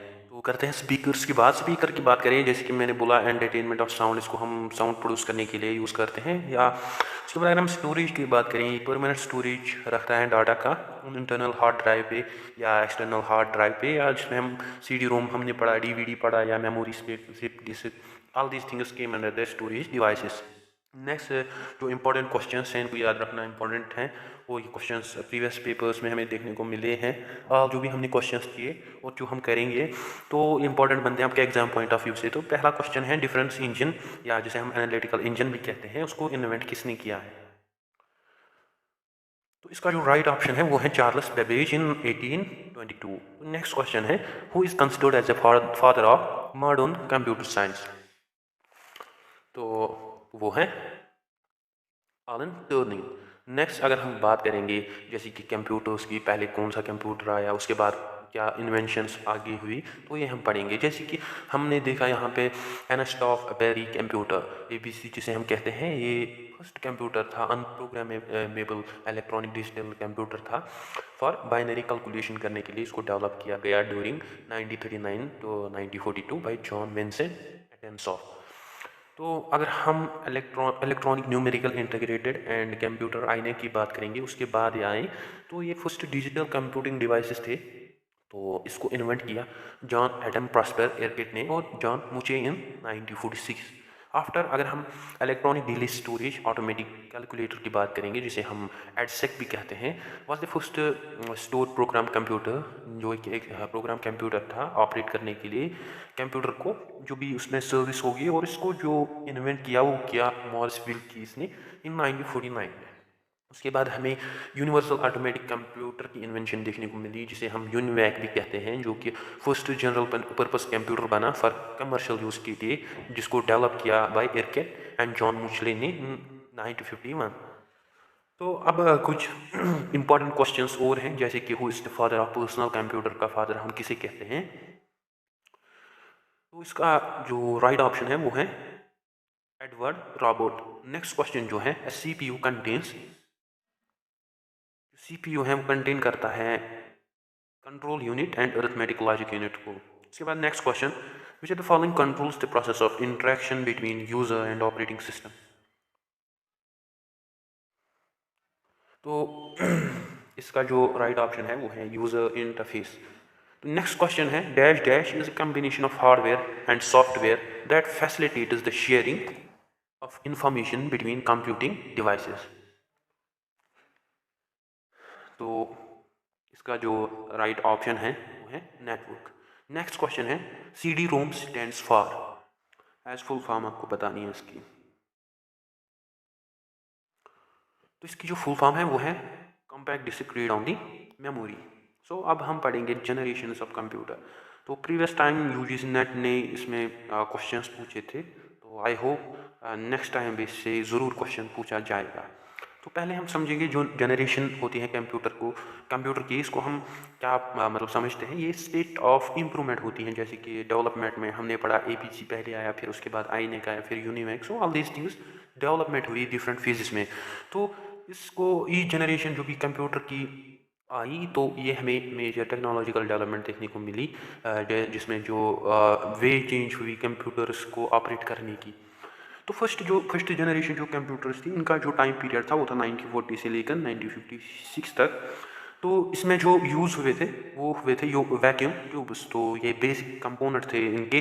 तो ये बहुत ही हीट प्रोड्यूस करते थे और इनको कूलिंग डिवाइसेस की ज़रूरत पड़ती थी, और ये बहुत इलेक्ट्रिसिटी लेते थे, और ये ह्यूज स्पेस लेते थे, और इनका जो कास्ट था वो भी हाई था। तो इसमें मशीन को कोड यूज़ किया गया एज प्रोग्रामिंग लैंग्वेज। इसकी जो एग्जांपल्स हैं, आईनेक, यूनिवैक। आईनेक की फुल फॉर्म अगर हम देखें, जैसे कि मैंने पहले भी बोला, electronic numerical integrator and computer, और यूनिवैक की यूनिवर्सल ऑटोमेटिक कैलकुलेटर्स। तो नेक्स्ट की अगर हम नेक्स्ट जनरेशन सेकंड जनरेशन की बात करेंगे, इसका जो टाइम पीरियड है वो है 1956 से लेकर 1963 तक।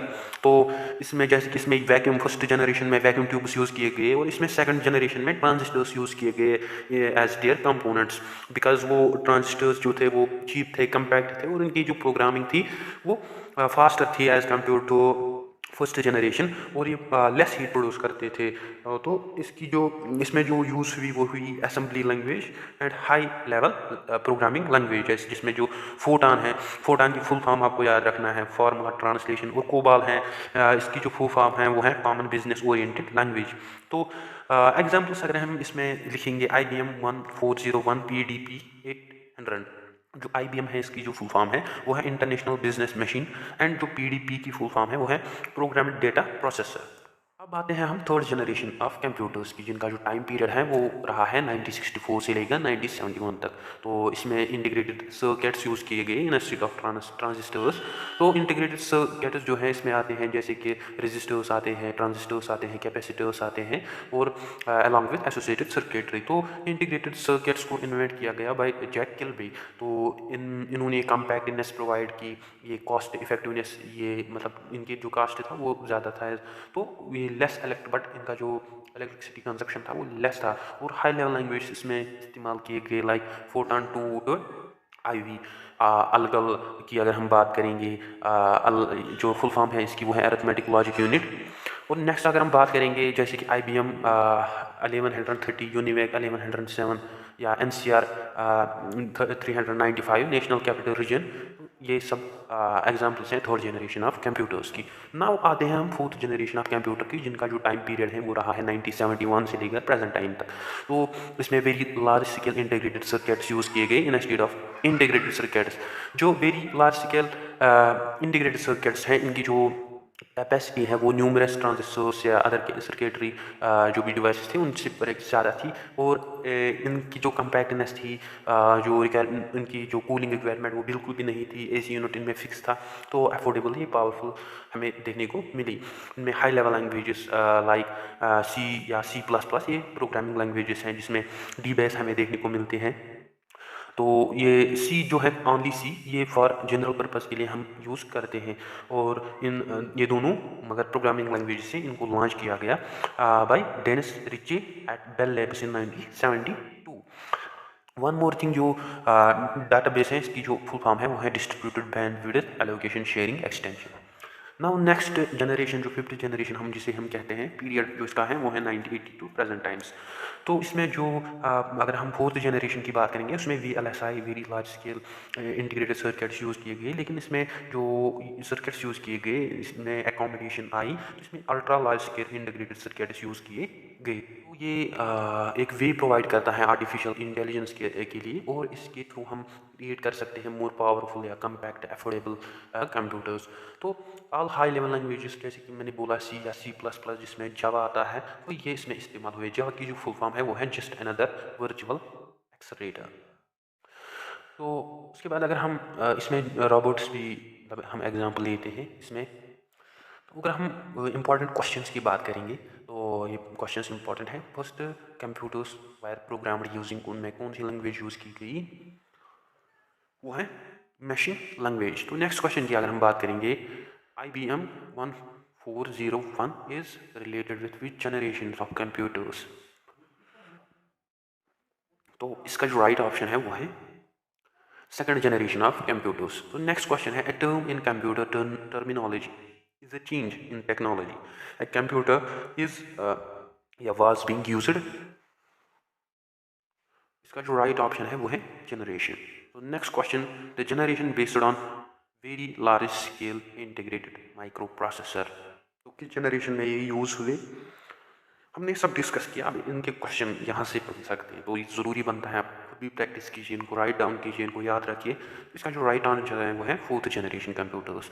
सो नेक्स्ट की अगर बात करेंगे, next question, batch processing was mainly used in this generation, in which generation. तो किस जनरेशन में वो यूज़ हुए बैच प्रोसेसिंग, तो वो फर्स्ट जनरेशन कंप्यूटर्स में यूज़ हुए। सो नेक्स्ट क्वेश्चन है, dash dash generation of computer started with using vacuum tubes in the basic components.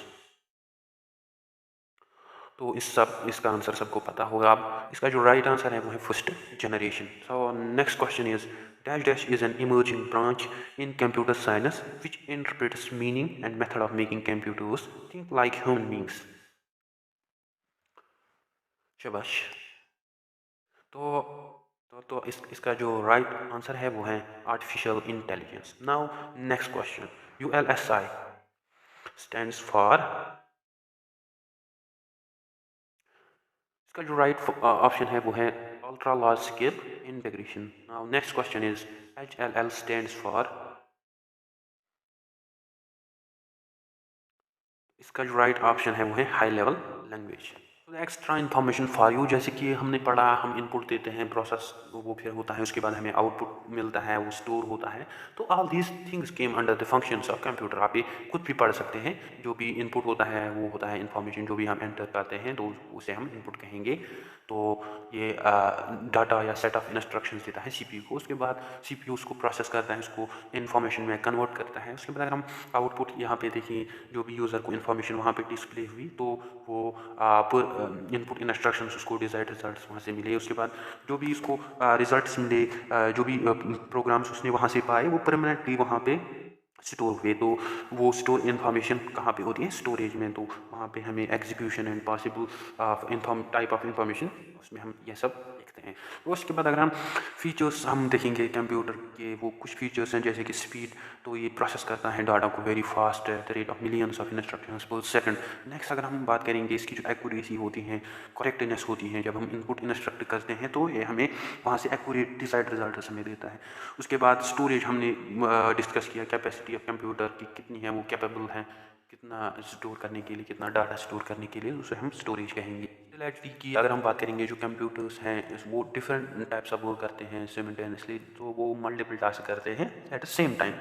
Next अगर हम बात करेंगे ऑटोमेटिक, जब हम इंस्ट्रक्शंस मतलब एंटर करते हैं, उसके बाद जो कंप्यूटर होता है वो ऑटोमेटिकली उसको हमें रिजल्ट्स देता है। तो उसके बाद अगर हम इंटेलिजेंस की बात करेंगे, अगर हम ह्यूमन बींग्स की बात करेंगे, जो कंप्यूटर्स हैं वो उनमें मोनोटोनी हमें देखने को मिलती है, वो उनमें टायर्डनेस नहीं देखने को मिलती है, लैक ऑफ कंसंट्रेशन हमें नहीं देखने को मिलता है। तो उनके थ्रू हम हावर्स घंटों बाद काम कर सकते हैं विदाउट क्रिएटिंग एनी एरर्स। उसके बाद अगर हम सेक्रेसी की बात करेंगे, जैसे कि लीकेज ऑफ इन्फॉर्मेशन का होना, उसको भी हम रिड्यूस कर सकते हैं। जब हम पासवर्ड सेट करते हैं तो हमें वहाँ पे एक सिक्योरिटी या सेक्रेसी मिलती है। तो उसके बाद अगर हम रियलेबिलिटी की बात करेंगे, ये कंप्यूटर्स हमें more reliable then human beings देखने को मिलते हैं, ताकि वो हमें एग्जैक्ट रिजल्ट्स देते हैं। तो इसमें हमारी जो एरर्स हैं उनकी जो पॉसिबिलिटी है वो कम हो जाती है, तो हम उसमें मिस्टेक्स भी ज़्यादा नहीं कर पाते। और अगर हम प्लेन प्लग की बात करेंगे, तो जो कंप्यूटर होते हैं वो उनकी जो एबिलिटी होती है वो ऑटोमेटिकली कन्फिगर करते हैं हार्डवेयर से सॉफ्टवेयर कंपोनेंट्स तक। और वन थिंग आपको याद रखना है, जो करना है उससे हम कहते हैं heart and core of operating system.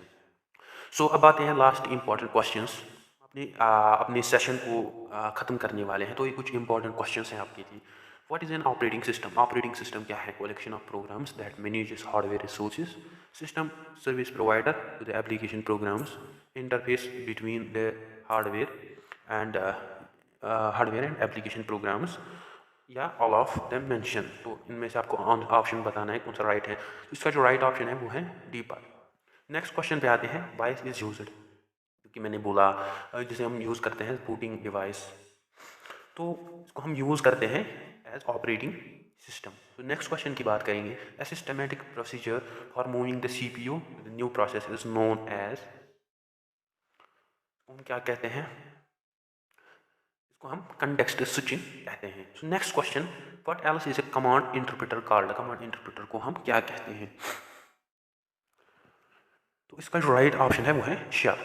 Now next question, which of the following is an operating system, कौन सा ऑपरेटिंग सिस्टम है इसमें।